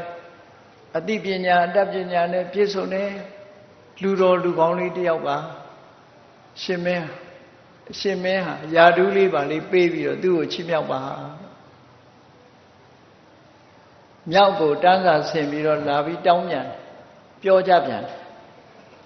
အဲ့လိုပြောတဲ့အခါကျတော့မင်းသားလေးကအကဲခတ်တယ်စေးဆက်ဆက်အကဲခတ်ပြီးသူညာနဲ့ဆုံးဖြတ်တယ်နမတရံပိတရံဝါဘာတရံပဂိနေတကံကရေယတာရိသောပောသောသိဋ္ဌံတတရထိဏငါအဖေကငါ့ကိုသွန်သင်ပေးထားတဲ့ထဲမှာဒီလိုအသွေးအမွှေးနဲ့ပုဂ္ဂိုလ်မျိုးဟာဘယ်တော့မှအမေအဖေကိုလေးစားတဲ့ပုဂ္ဂိုလ်မျိုးမဟုတ်ဘူးညီကိုမောင်နှမတွေကိုလေးစားတဲ့ပုဂ္ဂိုလ်မျိုးမဟုတ်ဘူးတဲ့ဒါဟာမိဘကိုလည်းလှုပ်ကြွေးတတ်သူမဖြစ်နိုင်ဘူးတဲ့ညီကိုမောင်နှမတွေကိုလည်းဆောက်ရှုပ်တတ်သူမဖြစ်နိုင်ဘူးလို့ငါဖေသွန်ထားတဲ့သွန်သင်ထားတဲ့အတိုင်းသူ့ရဲ့ရုပ်ရည်အသေးအမွှေးချိတာနဲ့ဒါဟာမဖြစ်နိုင်တဲ့ကိစ္စပဲလို့မင်းသားလေးကဒီလိုပဲညှင်းပယ်လိုက်တယ်နော်အဲ့တော့ဒီမင်းသားလေးရဲ့ဉာဏ်ဉာဏ်သွေးကိုစမ်းသပ်တာဉာဏ်ဉာဏ်သွေးစမ်းသပ်တာဒီလိုဉာဏ်ဉာဏ်သွေးစမ်းသပ်တယ်ဆိုတာအင်မတန်မှအရေးကြီးတဲ့အချက်တစ်ခုလူတယောက်ဟာဒီတိုင်းကောက်ပြီးတော့ခန့်လိုက်လို့ရှိရင်အစစ်မမီလို့ရှိရင်မမရွေးနေလို့တယ်လေဘလောက်ပဲစေရနာရှိပါတယ်ပြောဉာဏ်မရှိတဲ့လူလို့ရင်အလွယ်မှဖြစ်တာပဲ50ဇတ်တေထဲမှာမြတ်စွာဘုရားဟောထားတယ်ရှိတယ်သေရောအမိတ်တော်မတိယဥပေတော်ရန်သူဖြစ်ပါစေကွာပညာရှိတဲ့လူကတော်တယ်တဲ့ရန်သူပဲဖြစ်ပါစေနော်မတိယဥပေတော်အသိဉာဏ်ရှိမှကောင်းတယ်ရန်သူတောင်အသိဉာဏ်ရှိရင်ပေါင်းသင့်သေးတယ်လို့ဒီလိုပြောတာအေးမိတ်ဆွေကိုယ့်ကိုချစ်လာပါတယ်ခင်လာပါတယ်ဆိုပြီးဉာဏ်မရှိတဲ့လူသွားမပေါင်းနဲ့ဒုက္ခရောက်သွားလိမ့်မယ်အသိပညာမရှိတဲ့လူမပေါင်းနဲ့မင်္ဂလာသုတ်ထဲမှာအသေဝနာသဘာလနာဆိုတာပညာမဲ့တဲ့လူကိုအပေါင်းအသင်အရာဓုမပေးနဲ့လို့ဒီလိုဆိုလိုတာနော်ဗမာတွေကဘာလာကိုလူမိုက်လို့ပြန်လိုက်တဲ့အခါကျတော့ခိုးဆိုတိုက်ခိုက်နေတဲ့ကောင်တွေလို့အောင်းမိနေတာမဟုတ်ဘူးပညာမရှိတဲ့လူကိုပြောတာနော် ပညာမရှိရင်ဘာလားပဲအသိဉာဏ်မရှိရင်ဘာလားဘလောက်ပဲချစ်ခင်စရာခင်မင်ပွဲရာကောင်းကောင်းပညာမရှိဘူးဆိုရင်ဒီယာရုဌာဏတရနဲ့မတန်ဘူးပေါ့လုပ်ရင်လွယ်လွယ်မှားမှားပဲလုပ်ကြည့်လေသားမိနှစ်ယောက်ဆံဖို့နေတာပဲကြည့်ဒီဇာလမ်းပဲကြည့်အမေကနှစ်ဖူးကိုမှက်ကြီးကိုက်နေလို့ငါသမီးအမေနှစ်ဖူးမှမှက်ကြီးကိုက်နေတယ်မောင်းလိုက်စမ်းပါအနာနာရှိတဲ့ကြပွေးနဲ့နှစ်ဖူးကောက်ထုတာအမေသေးရောမှက်ကတော့ပြန်သွားတယ်အဲ့ဒါစေရနာနဲ့လှုပ်တာပဲလေစေရနာကောင်းပဲစေရနာဆိုပြီးတော့သူ့ရဲ့လုပ်ရက်ကိုအကောင်းလို့ပြောလို့ရမရဘူးသူ့မှာမစင်စားတတ်ဘူးလေမှက်ကတော့ပြန်သွားမှာပဲငါအမေနှစ်ဖူးကွဲပြီးသေလိုက်မယ်လို့ तू မသိဘူးလေအဲ့ဒါပညာမတတ်လို့ရှိရင်ဘာမှမသိဘူးလို့ဆိုလို့အမျှော်အမြင်မရှိဘူးစေရနာဘလောက်ကောင်းပါတယ်ပြောပညာမတတ်လို့ရှိရင်အလကားပဲလွယ်လွယ်မှားမှားတွေအကုန်လုံးမှာပဲအဲ့ဒါကြောင့်လို့ပညာဟာသိအရေးကြီးတယ်လို့ဆိုဒါကြောင့်မို့ဒီမင်းသားလေးပညာရှိမရှိစမ်းသပ်ကြတာပဲဖြစ်တယ်ပေါ့ဒီလိုစမ်းသပ်တာဆိုတာအခုမှလည်းမဟုတ်ဘူးဒီဖရာလက်ထက်ဒီ950ဇတ်ထဲမှာသာဒီလိုပညာကိုစမ်းသပ်တာဆိုတာဒီလိုလည်းမဟုတ်ဘူးဒီသာသနာတက္ကရာ2603ခုနှစ်လောက်ကမြန်မာပြည်ကိုတရင်ကျွတ်တစောင်းမုံလားလောက်မှာရှင်သောနာတို့ရှင်ဥဒ္ဒရသူနာဘူမိကြွလာအဲ့ဒီနောက်မှာနေုံလားလောက်ကြတော့မှတိရိလင်္ကာနိုင်ငံလို့ခေါ်တဲ့တီဟိုကျွန်းကိုရှင်မဟိန္ဒာနဲ့သာသနာပြုအဖွဲ့ရောက်တယ်နောက်ကြမှရောက်တာသူတို့နော်အဲ့ဒါလို့နောက်ကျပြီးမှရောက်လာတဲ့အခါတိရိလင်္ကာနိုင်ငံကိုသာသနာပြုဖို့ရောက်သွားတဲ့အခါမှာတောထဲမှာအဲ့ဒီတုန်းကတိုင်းပြည်အုပ်ချုပ်နေတဲ့ဒေဝနာပိယဒိဋ္ဌဆိုတဲ့မင်းအဲ့ဒီချိန်မှာအုပ်ချုပ်အဲ့ဒီဒေဝနာပိယဒိဋ္ဌမင်းရဲ့အရည်အချင်းကိုရှင်မဟိန္ဒာကစမ်းသပ်တယ်တို့နဲ့လက်တွဲပြီးသာသနာပြုလို့ရမလားဒီပြင်ဟာပညာရှိရလားလို့ဆိုရှင်မဟိန္ဒာကမေးခွန်းနေမေးတယ်ဘာတွေမေးတုံးဆိုလို့ရှိရင်တင်မင်းကြီးမှာဆွေတွေမျိုးတွေရှိလားရှိပါတယ်ဒါဖြင့်အဲ့ဒီဆွေမျိုးအရင်ချတွေပြင်နောက်ထပ်ဒီပြင်ရောဆွေမျိုးတွေရောရှိပါတယ်ရှိတယ်ရှိပါတယ်အဲ့ဒီဆွေမျိုးတွေရောတခြားဆွေမျိုးတွေရောအကုန်လုံးတခြားပုဂ္ဂိုလ်တွေရောဖယ်ထားလိုက်လို့ရှိရင်တင်မင်းကြီးမှာဘယ်သူရှိသေးတုံးဆိုတော့ကျွန်ုပ်ကိုယ်တိုင်ရှိပါတယ်နော်သူမျက်စိလည်မသွားဘူးဖြေနိုင်တယ်ဥပမာမဲ့ဒီသစ်ပင်ကဘာသစ်ပင်လဲဆိုဒါပိန်းနေပင်မှာကဲဒီပိန်းနေပင်မှာတပါတခြားပိန်းနေပင်တွေရှိလားအများကြီးပဲရှိပါတယ်ဒါဖြင့်အများပိန်းနေပင်တွေရောတခြားပိန်းနေပင်တွေရောတခြားသစ်ပင်တွေရောဖယ်ထားလိုက်လို့ရှိရင်ဘာပင်ရှိသေးတုံးဆိုဒီပိန်းနေပင်ရှိပါတယ်ဟောတာမန်ပုဂ္ဂိုလ်ဆိုရင်မျက်စိလည်သွားတယ်သူနော်ဒီပိန်းနေပင်တွေကိုခြံပြီးတော့မေးလိုက်တာတခြားပိန်းနေပင်တွေရတခြားသစ်ပင်တွေရဖယ်လိုက်လို့ရှိရင်ဘာပင်ရှိသေးတုံးဆိုဒီပိန်းနေပင်ရှိပါသေးတယ်အဲ့ဒီလိုမေးခွန်းလေးတွေမေးပြီးတော့စမ်းသပ်လိုက်တဲ့အခါဒေဝနာပိယတိတမင်းကမကန်ဖြေနိုင်တယ်ဖြေနိုင်တဲ့အခါရှင်မဟိန္ဒာကအေးလက်တွဲပြီးသာသနာပြုလို့ဖြစ်ပြီးပညာရှိတယ်ပြောလို့နားလည်လွယ်တယ်ဆိုပြီးတော့သူနဲ့လက်တွဲပြီးသာသနာပြုတာခဏထိတိရိလင်္ကာနိုင်ငံဘုရားဘာသာထွန်းကားတဲ့နိုင်ငံဖြစ်နေတော့ဒီလိုပေါ့အဲ့တော့ပညာရှိဖို့ဆိုတာသိအရေးကြီးတယ်ဒီလိုဆိုတာပေါ့နော်ဘုန်းကြီးတို့စံငယ်ဆရာတော်ကြီးရဲ့ထုတ်ပတ်တွေထဲမှာရေးထားတဲ့ထဲမှာဒီလိုမေးခွန်းမျိုးဉာဏ်ဆန်းတဲ့အခါအလုံးပိဋကကိုယ့်ကိုဖြေကြည့်ပေါ့အလဲလက်နဲ့နီးတဲ့လက်နဲ့နီးတဲ့လက်ဘယ်နှချောင်းလဲလို့မေးရင်ကိုယ့်ကိုဖြေကြည့်ပေါ့နော်ခလဲလက်နဲ့နီးတဲ့လက်နဲ့နီးတဲ့လက်ဘယ်နှချောင်းလဲဆိုတာအဖြေလေးကိုကိုယ့်ကိုထုတ်ကြည့် အိမ်ပြန်တဲ့အခါဖြစ်ဖြစ်ရှာကြည့်ပေါ့မေခွန်းလေးတစ်ခုရှိဒါလည်းပညာဉာဏ်စမ်းသပ်တဲ့မေခွန်းတစ်ခုပဲချက်ချင်းကြီးဖြေရမယ်ဆိုရင်မဖြေနိုင်ကြဘူးเนาะအလဲလက်နဲ့နီးတဲ့လက်နဲ့နီးတဲ့လက်ဘယ်နှချောင်းလဲဆိုမေခွန်းအဲ့တော့လူတယောက်ရဲ့ပညာအည်ချွေးကိုအည်အသွေးတွေကိုမြတ်စွာဘုရားဟောထားတယ်တာကိစ္ဆာယပညာဝေရိတ္တလူတယောက်ရဲ့အည်ချင်းကိုမေးမြန်းစုံစမ်းခြင်းဖြင့်သာသိနိုင်တယ်လို့ဒီလိုဆိုတာမေးမြန်းစုံစမ်းစစ်ဆေးရအဲ့ဒါကြမှာဒီပုဂ္ဂိုလ်မျိုးဟာရွေးချယ်ရမယ်ပုဂ္ဂိုလ်မျိုးအရာတင်ပြီးတော့ခေါင်းဆောင်ဖြစ်ရမယ်ပုဂ္ဂိုလ်မျိုးအရေးကြီးတယ်ဆိုပြီးတော့ဒီလိုပြောတာနော်အဲ့တော့မင်းသားလေးဟာတိုင်းပြည်အုပ်ချုပ်နိုင်မှုရှိမရှိမြောက်ကိုလူစားတွေဆင်းပြီးတော့အမတ်ကြီးတွေကစူးစမ်းတဲ့အခါမှာကျင့်တတ်သွားမင်းသားလေးကမှန်ကန်တဲ့ရွေးချယ်မှုကိုသူလုပ်နိုင်တယ်ပညာရှိတယ်ဆိုပြီးတော့9နှစ်အရွယ်ပင်ဖြစ်စေကမူသူ့ဘရင်ခမည်းတော်မင်းတရားကြီးနတ်ရွာဆန်သွားတဲ့အခါမှာ9နှစ်အရွယ်မင်းသားလေးကိုပဲဒီဌိနန်းစည်းစိမ်အနှင်းလိုက်ကြတယ်သူပညာရှိပြီတိုင်းပြည်ကိုတော့အုပ်ချုပ်နိုင်ပြီဆိုပြီးတော့မင်းသားလေးကိုတိုင်းပြည်အုပ်ချုပ်နိုင်တဲ့အရေးချင်းရှိတယ်လို့ယူဆပြီးတော့ဒီမင်းသားလေးကိုအနှင်းလိုက်တာအဲ့တော့အနှင်းလိုက်တဲ့အခါသူကဘယင်ဖြစ်သွားတယ်ဆိုပါစို့ဘယင်ဖြစ်သွားတဲ့အခါသူ့ရဲ့တရားစီရင်ဆုံးဖြတ်မှုတွေနဲ့ပတ်သက်ပြီးအလုံးကရှင်းတတ်ကြအကျိုးနဲ့အကြောင်းနဲ့ဒီဘုရားလောင်းနဲ့ပတ်သက်လာလို့ရှိရင်မဟောဒရာဇတ်မှာကြည့်မယ်ဆိုရင်လည်းပဲတရားစီရင်ဆုံးဖြတ်မှုတွေဟာတကယ်ပညာသားပါတယ်ပေါ့အခုဂါမဏိဆန္ဒဇတ်မှာလည်းပဲဘုရားလောင်းအာရတမုခမင်းသားလေးရဲ့ဆုံးဖြတ်မှုတွေဟာအလွန်မှန်ကန်တယ်ပေါ့ဘာကြောင့်ဒီလိုမှန်ကန်တာတော့ဆိုလို့ရှိရင်ပညာရှိလို့ပဲဖြစ်တယ်ပေါ့ပညာရှိပြီဆိုရင်ဆုံးဖြတ်မှုကိုမှန်တယ်ဆုံးဖြတ်မှုကိုမှန်ကန်စေနိုင်တဲ့အမျှော်အမြင်ရှိဒီလိုဆိုတာအဲ့တော့သူစီမံဆုံးဖြတ်တဲ့သူတရားဆုံးဖြတ်လာတဲ့အချက်တွေနဲ့ပတ်သက်ပြီးတော့အဲ့ဒီဂါမဏိဆန္ဒစာမှာမှတ်တမ်းတင်ထားတာလေးတွေရှိတယ်ပေါ့မှတ်တမ်းတင်ထားတာလေးတွေစိတ်ဝင်စားစရာကောင်းတယ်ပညာနဲ့ဆုံးဖြတ်ပေးလိုက်တဲ့အမှုက၄ခုသတင်းစကားပါလိုက်လို့အဖြေထုတ်ပေးလိုက်တာမေးခွန်းတွေကိုအဖြေထုတ်ပေးလိုက်တာ10ခု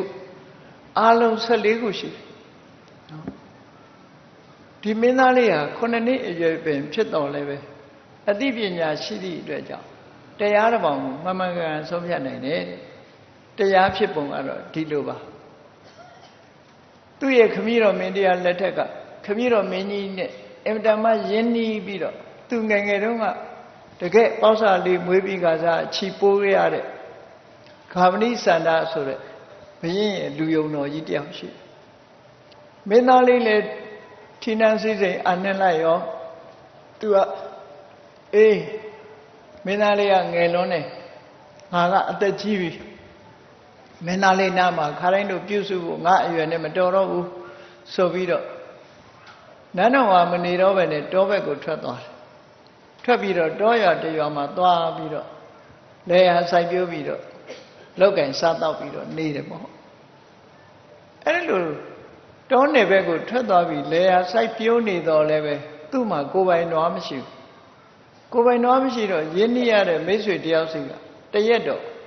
ထွန်ဖို့ရက်ဖို့ဆိုပြီးတော့နွားကိုခဏငှားတာငှားလိုက်တော့ရင်းနှီးတဲ့မိတ်ဆွေကငှားအဲ့ဒီနွားနဲ့သူရှိတဲ့အခင်းကလေးကိုလက်ကင်းလေးကိုထွန်ရက်ပြီးအချိန်တန်တဲ့အခါညနေကျတော့အဲ့နွားတရှင်ပြန်ယူလာပြီးတော့အဲ့ဒီနွားကိုသူ့အိမ်စီပြန်ပို့တာပေါ့နော်နွားတွေကလည်းဝင်နေကြချမ်းဆိုတော့ဝင်တယ်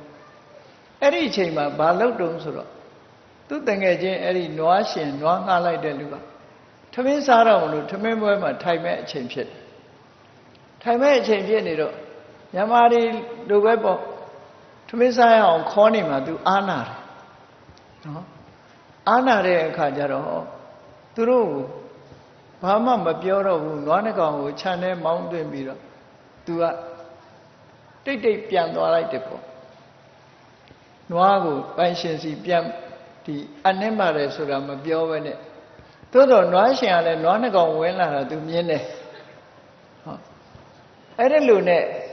နောက်တည့်ကြတော့အဲ့ဒီနေညမှာပဲအဲ့ဒီနွားနှကောင်မှရွေးပြီးတော့သခိုးကခိုးသွားလေခိုးသွားလိုက်တဲ့အခါမနေ့ကျနွားပြောက်တော့နွားရှင်ကဒီနွားကိုသူ့ကိုသေချာပြန်မအပ်ခဲ့တဲ့နွားအဲ့တော့သူ့ပေါ်မှာအပြစ်ပုံချမယ်ပေါ့ဆိုပြီးတော့ကာမဏိဆန္ဒကိုခေါ်တဲ့အခါကျတော့ကျွန်တော်နွားတွေပဲမှလဲဆို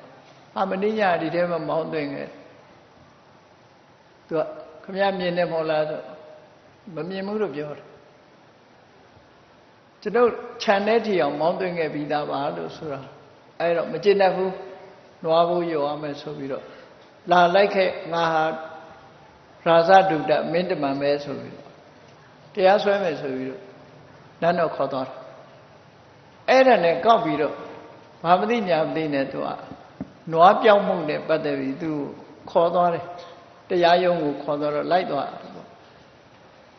အဲ့ဒါလို့ခေါ်သွားတဲ့အခါမှာလမ်းကြတော့ဘာမှပြင်းပြင်းစင်စင်မရှိဘူးခေါ်သွားတယ်နဲ့ထားလိုက်သွားတော့လမ်းကြတော့ထမင်းစားတော့သူနဲ့အတိတန်ငယ်ချင်းရွာရောက်သွားတယ်ခဏနေပါဦးငါထမင်းမစားရသေးလို့ထမင်းစားပြရစီအောင်တကယ်ချင်းအိမ်ရှိပါတယ်ဆိုပြီးအဲ့ဒီအိမ်ကိုဝင်သွားလိုက်တာဝင်သွားလိုက်တော့တကယ်ချင်းလှုပ်တဲ့လူကရွာပြင်သွားနေတယ်တကယ်ချင်းရဲ့ဇနီးရှိတယ်အကျိုးကြောင့်ပြောတော့နေပါအောင်ဟိုကလည်းတရားတရားကောင်းတယ်ခဏနေပါအောင်ထမင်းချက်ကျွေးပါမယ်ဆိုပြီးတော့စပယ်ကြီးပေါ်မှာလေကားလေးထောင်တက်တာကံမကောင်းတော့အဲ့ဒီအမျိုးသမီးကလိမ့်ကြတော့သူကလည်းကိုလည်းပေါ်ပါတာမဟုတ်ဘူး9လကိုဝန်ကြီးနဲ့သွားရောအဲ့ဒီကိုဝန်ပြတ်ကြအဲ့ဒီအချိန်မှာခုနကသူ့တငယ်ချင်းရောက်လာတော့သူ့ရဲ့ဇနီးကိုဝန်ပြတ်ကြမှုနဲ့သူ့ကိုယ်တော့တရားစွဲမယ်ဆိုပြီးခေါ်ပြန်အဲ့တော့သူဟာတရားခံအဖြစ်နဲ့လူ2ယောက်ကညှပ်ပြီးတော့ခေါ်သွားလို့ရွာပြင်ဘက်မှာတော်တော်လေးသွားမိတဲ့အခါသူတို့နဲ့ရင်ဆိုင်မြင်းနှကောင်ပြေးလာအဲ့ဒီမြင်းနှကောင်ပြေးလာတဲ့အခါမြင်းရှင်ကနောက်ကနေလိုက်မမီတော့သူ့ကိုလှမ်းអော်တယ်ဦးကြီးခဲနဲ့ဒီမြင်းကိုပေါက်လိုက်စမ်းပါသူဖမ်းလို့မရဘူးထွက်ပြေးသွားလို့ခဲနဲ့ပေါက်စမ်းပါဆိုသူကလည်းလက်ကလည်းတက်တယ်အဲ့ဒီနာတွေ့တဲ့ကြောက်ခဲနဲ့ကောက်ပြီးပေါက်တာမြင်းချီတော့မှန်ပြီးမြင်းကြီးကတခါတည်းဟာထိုးလဲသွားအဲ့ဒီတော့မြင်းရှင်ကလာမြင်းချီကျုံမှုနဲ့ပတ်သက်ပြီးရော်ကြေးပေးရမယ်ဆိုပြီးသူ့ခေါ်သွားပြန်အဲ့တော့တရားစွဲမဲ့သူက3ယောက်ရှိသွားပြီသူ့ကိုညှက်ပြီးတော့ခေါ်သွားကြတယ်ခေါ်သွားတော့သူလမ်းရောက်တယ်မြို့မရောက်ခင်လမ်းမှာတောင်လေးတစ်တောင်တွေ့တဲ့အခါစိတ်ညစ်တာနွားဘိုးလည်းဘယ်လိုပြီးခုနသားလျှောသွားတာလဲငါဘယ်လိုလုပ်ပေးတယ်ရမှာမြင်းဘိုးဆိုငါရော်ဖို့ရဝေးလေဆိုငါဘဝတော့တေတာပဲကောင်းပါလေအမှုတွေအများတဲ့ဆိုပြီးတော့ခဏနေကြပါအောင်ခင်းလေးသွားခြင်းလို့ဆိုပြီးတောင်ပေါ်တက်သွားခဏစောင့်ကြပါအောင်ဆိုတောင်ပေါ်တက်တောင်ပေါ်ကနေပြီးတော့အောက်ကိုခုံချတေချောင်းကြံတာပေါ့နော်ခုံချလိုက်တဲ့အခါသူမမြင်ရဘူးအောက်မှာဘယ်သူတွေရှိနေတော့ဆိုကျူထရန်ရက်နေတဲ့သားအဖရှိတယ်အဖေကျော်ပေါ်အုံးကနေကြတာတေပြန်ရောဟိုလူကြီးနော်အဲ့သေးတော့ဟိုလူကလည်းအဖေတတ်တဲ့လူဆိုပြီးတော့လာခမရတရားယုံတိုင်မယ်ဆိုပြီးတော့4ယောက်သားညှက်ပြီးတော့ခေါ်သွားလိုက်ကြတာသူ့ကိုအဲ့တော့4ယောက်သားညှက်ခေါ်သွားတဲ့အခါမှာလမ်းမှာသူတို့နန်းတော်သွားမှန်းသိလို့မှားလိုက်တာတွေကလည်းလမ်းမှာအများကြီးပဲသူ့ကို10ခုနော်ဘာမှားလိုက်တော့ဆိုတော့ရွာတရားဝင်လိုက်တဲ့အခါရွာသားမှားတယ်ခါတိုင်းဆိုလို့ရှိရင်တဲ့သူကျမ်းမာရေးကောင်းတယ်အခုကျမ်းမာရေးမကောင်းဘူးဘာဖြစ်တယ်မှမသိဘူးဘယင်နဲ့တွေ့ရင်မေးကြတာမှာဘယင်ကပညာရှိတယ်လို့ပြောတယ်သူ့ရဲ့အခက်အခဲကိုဖြေရှင်းပေးနိုင်မှာပါဆိုပြီးမှားလိုက်တယ်နောက်တစ်ခါရှေးခေတ်ကတရားဝင်ရှိနေတဲ့ပြည်တစာမတူကလည်းခုသူ့မှာလက်လာပါတွေလုံးဝတိတ်နေတယ်ဘာဖြစ်လို့မှမသိဘူးအဲ့ဒါလည်းဘယင်နဲ့တွေ့ရင်ပြောလိုက်စမ်းပါလျှောက်ခဲ့စမ်းပါဘယ်လိုလုပ်ရမလဲ နောက်တစ်ခါအိမ်ထဲအောင်ရှင်အမျိုးသမီးတယောက်ကတွေ့တော့သူဟာယောက်ျားရဲ့အိမ်မှာလည်းမပြောဘူးမိဘအိမ်မှာလည်းမပြောဘူးသူစိတ်တွေမငြိမ်ဘူးဘာဖြစ်နေမှမသိဘူးအဲ့တော့ဘုရင်နဲ့တွေ့ရင်မေးခဲ့စမ်းပါတရားဘာကြောင့်ဖြစ်နေတာတုံးဆိုနောက်တစ်ခါတောင်ပေါ်ကြီးနားရောက်တော့မွေတစ်ကောင်နဲ့တွေ့တယ်အဲ့ဒီမွေကြီးကလည်းမှားလိုက်တယ်အစာမစားရခင်တောင်မိုးကအထွက်ကြရင်တော်တော်ခက်တယ်တဲ့အစာတွေဝမ်းအောင်စားပြီးတောင်မိုးတဲ့အဝင်ကြရှော့ကနေဝင်သွားနိုင်တယ်ဘာဖြစ်လို့မှမသိဘူးပေါ့အထွက်ခက်ပြီးအဝင်လွဲနေတယ်ပေါ့သူဒီတောင်မိုးထဲမှာဒါလည်းပဲသူအကျိုးကြောင့်မစင်ကြတတ်ဘူးမင်းသားနဲ့တွေ့လို့ရှိပြောခဲ့စမ်းပါနောက်တစ်ခါသမင်တကောင်နဲ့တွေ့တော့သမင်တကောင်လည်းသူဟာဟောဒီတစ်ပင်အောက်ကမြက်မှစားလို့ရတယ်တခြားတစ်ပင်အောက်ကမြက်ဆိုရင်စားလို့မရဘူးဘာဖြစ်လို့မှမသိဘူးဒီနာမခွာနိုင်ဘူးဆိုတာအဲ့ဒါကိုမင်းသားလေးစီမေးခဲ့စမ်းပါနောက်တစ်ခါခါတကောင်နဲ့တွေ့တော့ခါတကောင်ကတောင်မိုးနားမှာသူတွန်လို့ရှိရင်သူ့အတန်ဟာသိပ်ตาရတယ်တဲ့တခြားနေရာတွန်လို့ရှိရင်အတန်ကြီးအကွဲကြီးနဲ့မตาရဘူးဘာဖြစ်လို့လဲမသိဘူးဒီနေရာလေးမှာတွန်လို့ကောင်းနေတယ်ပေါ့အဲ့ဒါလည်းမေးခဲ့စမ်းပါအဲ့လိုဆက်သွားတော့လမ်းမှာတစ်ပင်ကြီးတစ်ပင်တွေ့တော့ယောဂဇိုးကြီးကလည်းထွက်ပြီးတော့မေးတယ်ဘုရင်စီသွားမှဆိုရင်သတင်းလေးတစ်ခုပေးပြရစေခါတိုင်းမှာဟောဒီတစ်ပင်ကိုလာရောက်ပြီးတော့ပူဇော်ပတ်တဲ့လူတွေအလွန်များတယ်အခုကျတော့ဘယ်သူမှပူဇော်မဲ့လူမရှိဘူးဘာဖြစ်လို့ပါလဲဘုရင်ကိုမေးခဲ့စမ်းပါတော့နောက်တစ်ခါကျတော့နဂါးတစ်ကောင်နဲ့တွေ့နဂါးနဲ့တွေ့တဲ့အခါကျတော့ရေကန်ထဲကနဂါးတွေကခါတိုင်းဆိုရင်ဒီရေတွေဟာကြည်စိမ့်နေတယ်အခုကရွှွညွန်နေလို့နောက်နေတယ်ဘာဖြစ်မှမသိဘူးအဲ့ဒါဘယင်တွေ့ရင်မေးခဲ့ပါဟောနောက်တစ်ခါကျတော့ယသိတွေနဲ့တွေ့ဥယျာဉ်ထဲမှာနေတဲ့ယသိတွေကခါတိုင်းဆိုလို့ရှိရင်တဲ့ဒီဥယျာဉ်တွေကအသီးတွေအမတမချိုးတယ်အမတမချိုးပြီးတော့အသီးလည်းပေါ်များတယ်အခုအသီးလည်းနဲတယ်စားရတဲ့အသီးတွေကလည်းအချိုးမရှိဘူးအင်တန်မှအကျမ်းဖတ်တွေများနေတယ်ဘာဖြစ်လို့ပါလဲမင်းသားနဲ့တွေ့ရင်အကျိုးအကြောင်းမေးခဲ့သမှာအဲ့ဒီလိုနဲ့သွားလိုက်တာမြို့တကားဝရောက်တဲ့အခါကျတော့ဘေးရင်ပညာသင်ကြားနေကြတဲ့ကျောင်းသားတွေနဲ့သွားတွေ့အဲ့ဒီကျောင်းသားတွေကဆရာကြီးဘုရင်နဲ့တွေ့မှဆိုလို့ရှိရင်ကျွတ်တို့အခက်ခဲတစ်ခုကိုပြောသမှာကျွတ်တို့ဟာစာကြက်ရတာအစင်မပြေဘူးရှေ့ကကြက်နောက်ကမေ့နော်ကြက်ပြီးသားတွေမေ့လွယ်ဖြစ်နေတယ်ဘယ်လို့မှမမှတ်မိဘူးအဲ့ဒါဘာကြောင့်ဒီလိုဖြစ်နေတယ်ဆိုတာသိချင်ပါတယ်လို့ဆိုအဲ့လိုသတင်းစကားပါလိုက်တာ10ခုနဲ့အမှုက4ခုအဲ့ဒီသတင်းတွေနဲ့ခါပလိဆန္ဒမြို့တော်ရောက်သွားတယ်မြို့တော်ရောက်တဲ့အခါကျတော့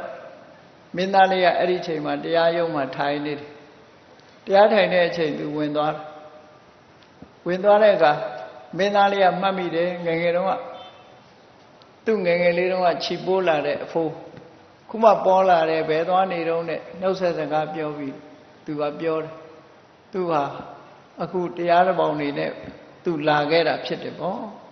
တရားဆွဲခံရလို့လာခဲ့တာဒါဖြင့်ဘယ်သူကတရားဆွဲတာတုန်းဆိုပထမဆုံးနွားပြောက်တဲ့လူကလာပြီးတော့တရားဆွဲတယ်ဒါဖြင့်မင်းသားလေးကဆုံးဖြတ်ပေးတယ်ဟုတ်သလားနွားပြောက်တဲ့လူရှစ်တဲ့ကဲပြောစမ်းမအောင်ဘယ်လိုဖြစ်တာတုန်းဆိုဒီလိုပဲကျွန်တော်မျိုးစီကနွားတစ်ချင်းငှားသွားတယ်ပြန်မအပ်ပါဘူးအဲ့ဒီနွားတွေကပျောက်နေပါတယ်ဒါကြောင့်နွားဘိုးရောပါဆိုတော့ခါမလိဆန္ဒဟုတ်သလားလို့မေးတဲ့အခါကျတော့သူကလည်းရှင်းပြတယ်ဒီလိုပါတဲ့နွားသွင်းလာတဲ့အချိန်မှာသူတို့လင်မယားထမင်းစားတော့အဲ့ဒီအချိန်မှာလူအောင်ပြလိုက်မယ်ဆိုရင်လှမ်းခေါ်มาဆိုလို့နွားတွေကိုခြံထဲမောင်းထည့်ပြီးသူတိတ်တိတ်ကလေးပြန်လာခဲ့တာပါလို့ဆိုတော့မင်းသားလေးကမေးတယ်အဲ့ဒီနွားနှကောင်ခြံထဲဝင်တာမြင်သလားမမြင်ဘူးလားပရမမမြင်ဘူးလို့သူကညင်းတယ်နောက်ကြတော့သေချာမေးတဲ့အခါမလင်ရတော့မြင်ပါတယ်လို့ပြောအဲ့တော့မင်းသားလေးကတရားစီရင်ဆုံးဖြတ်လိုက်တယ်အေးသွားတရားဆွဲတဲ့သူကမြင်တဲ့နဲ့မမြင်ဘူးလို့ပြောတယ်အဲ့ဒါကြောင့်သူနဲ့သူဇနီးနှစ်ယောက်စလုံးမျက်လုံးကိုဖောက်ထုတ်ဟောပြစ်မှုပြစ်ဒဏ်ချလိုက်တယ်သူတို့နှစ်ယောက်မျက်လုံးထုတ်ရမယ်နွားဘိုးကိုခါမဏိဆန္ဒက 24ချက်ရောစေးဆိုပြီးတော့ဖေးလိုက်တယ်အဲ့တော့ကဲစဉ်းစားတာကြည့်မျက်လုံးဖောက်ခံရမယ်ဆိုနွားဘိုး24ချက်ပဲယူတော့မှာနွားသေးရလည်းဘယ်တော့မှမရှိဘူးအဲ့ဒီခေတ်ကနော်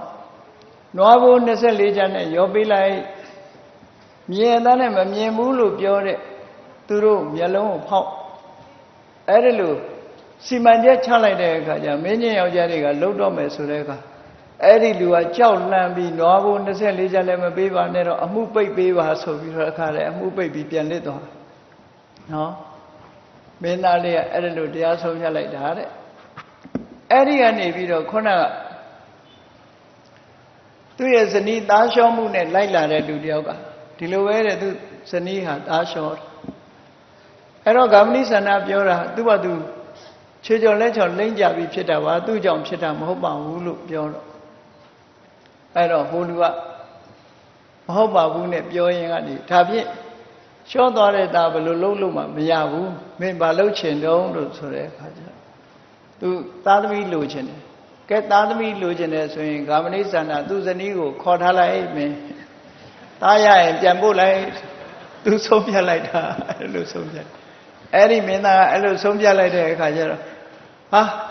သူအဲ့ဒီစီရင်ဆုံးဖြတ်ချက်တိုင်းမလုပ်ပါနဲ့ဆိုပြီးပတ်စံနေပေးအမှုပိတ်ပြီးသူလည်းပြေးရောဒီလိုတဲ့နော်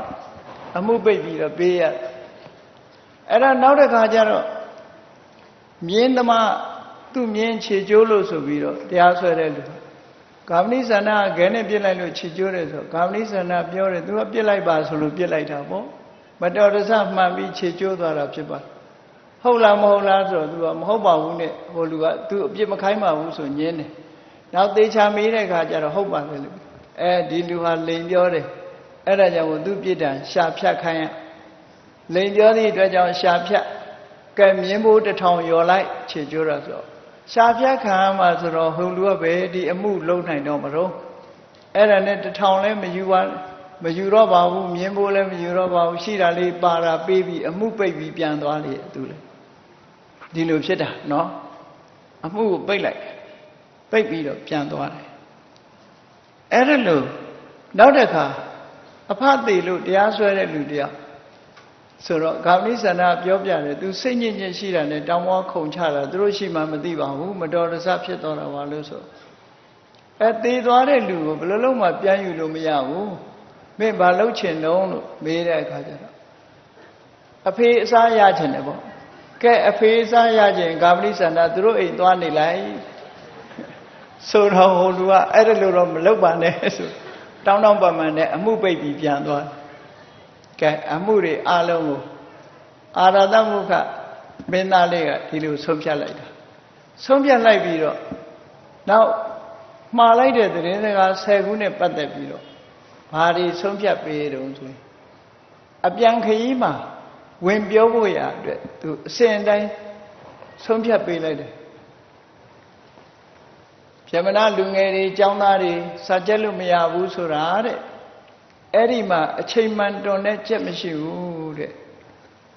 အချိန်မှန်မတွန်တဲ့ကြက်ကြောင့်မို့လို့အေးရေးတွေပြက်ပြီးတော့စာမရတာအဲ့ဒါကြောင့်မို့လို့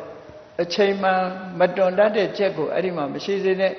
အချိန်မှန်တွန်တဲ့ကြက်ကိုသာရှိစေအဲ့ဒါဆိုရင်အသိဉာဏ်တွေပြန်ဖြစ်လာမယ်လို့ဆုံးဖြတ်ချက်ပေးလိုက်တယ်တခါယသိတွေသတိတွေမချိုးဘူးသတိတွေမသိဘူးလို့ဆိုတာယသိတွေခါတိုင်းလို့ယသိရဲ့အကျင့်ကိုမှန်မှန်ကန်ကန်မကျင့်ကြဘူးဒါကြောင့်ယသိတွေမှန်မှန်ကန်ကန်အကျင့်ကောင်းတဲ့အကျင့်နဲ့ကျင့်လို့ရှိရင်သတိဝလံတွေဟာပြန်ပြီးတော့ပေါ်လာမှာဖြစ်တယ်မှန်မှန်ကန်ကန်ကျင့်ဖို့ပြောလိုက်ဆုံးဖြတ်ပေးတယ်တခါငကားတွေဟာလည်းရေကန်ထဲမှာရေတွေနောက်တယ်ဆိုတာငကားတွေတကောင်နဲ့တကောင်မသိမတင်ဖြစ်ကြတယ်ခါတိုင်းလိုညီညွတ်ညွတ်မနေကြဘူးဒါကြောင့်မို့လို့မသိမတင်ဖြစ်လို့ရေတွေနောက်ကုန်တာဖြစ်တယ်တဦးနဲ့တဦးခင်ခင်မင်းမင်းခါတိုင်းလိုပြန်နေဖို့ပြောလိုက်အဲ့ဒါဆိုရင်ရေတွေပြန်ကြည့်လာလိမ့်မယ်ဒါလည်းစဉ်းစားကြရပဲနော်လူတွေတယောက်နဲ့တယောက်မတဲ့လို့ရှိရင်ပတ်ဝန်းကျင်ကညဉ့်ညမ်းလာတယ်ဆိုတာဖြစ်နိုင်တာပဲဒါလည်းဟောအဲ့ဒါလို့ဆိုတယ်နောက်တစ်ခါယုဂစိုးနတ်ကြီးနဲ့ပတ်သက်လာတဲ့အခါကျတော့ယုဂစိုးနတ်ကြီးကခါတိုင်းခရီးသွားတွေကိုသူစောင့်ရှောက်ဖို့ရတယ်စောင့်ရှောက်သည့်အတွက်ကြောင့်သူ့ကိုပူဇော်တဲ့ပုဂ္ဂိုလ်တွေရှိတယ် အခုက तू ကမဆောင်ရှောက်ဘူးမဆောင်ရှောက်လို့မပူဇော်တာဆောင်ရှောက်ခံရင်လို့ရှိရင်တော့ပူဇော်ခံရင်တော့ဆောင်ရှောက်မှုပေးရမယ်လို့မင်းသားလေးကအဲ့လိုဆုံးဖြတ်ပေးလိုက်တယ်နောက်ခါနဲ့ပတ်သက်တဲ့အခါကျတော့အေးတောင်ပေါ်နားမှာဒီတွန်မ तू ဟာตายရတဲ့အတန်ထွက်တယ်ဆိုတာအဲ့ဒီတောင်မို့အောက်မှာယရနာရွှေအိုးရှိတယ်တဲ့ဂါမဏိဆန္ဒအပြန်ကြတော့အဲ့ဒါတူးယူသွားလိုက်တဲ့အဲ့ဒီရွှေအိုးရဲ့စွမ်းတတ္တိကြောင့် तू ကအဲ့ဒီနေရာတွန်ရတာအရသာရှိနေတယ်နော်မသိစိတ်လို့ဆိုတာပေါ့နော်ရွှေအိုးကြီးရှိနေတယ်နောက်တစ်ခါသမင်တကောင်ကဒီတစ်ပင်အောက်ကမြက်ကသာသူ့အတွက်စားလို့အရသာရှိပြီးအခြားမြက်တွေရတာမရှိဘူးလို့ဆိုတာဟာတဲ့အဲ့ဒီတစ်ပင်ပေါ်မှာပြားအောင်ကြီးတုံရှိနေတယ်အဲ့ဒီပြားရည်တွေအောက်ကျပြီးတော့မြက်ကချိုးနေတာဒါကြောင့်မလို့ဂါမဏိဆန္ဒပြန်သွားရင်အဲ့ဒီပြားကိုဖုတ်ပြီးတော့ငါစီလဲပြားရည်ပို့လိုက်ပါလို့ပြောတယ်သူလည်းယူပေါ့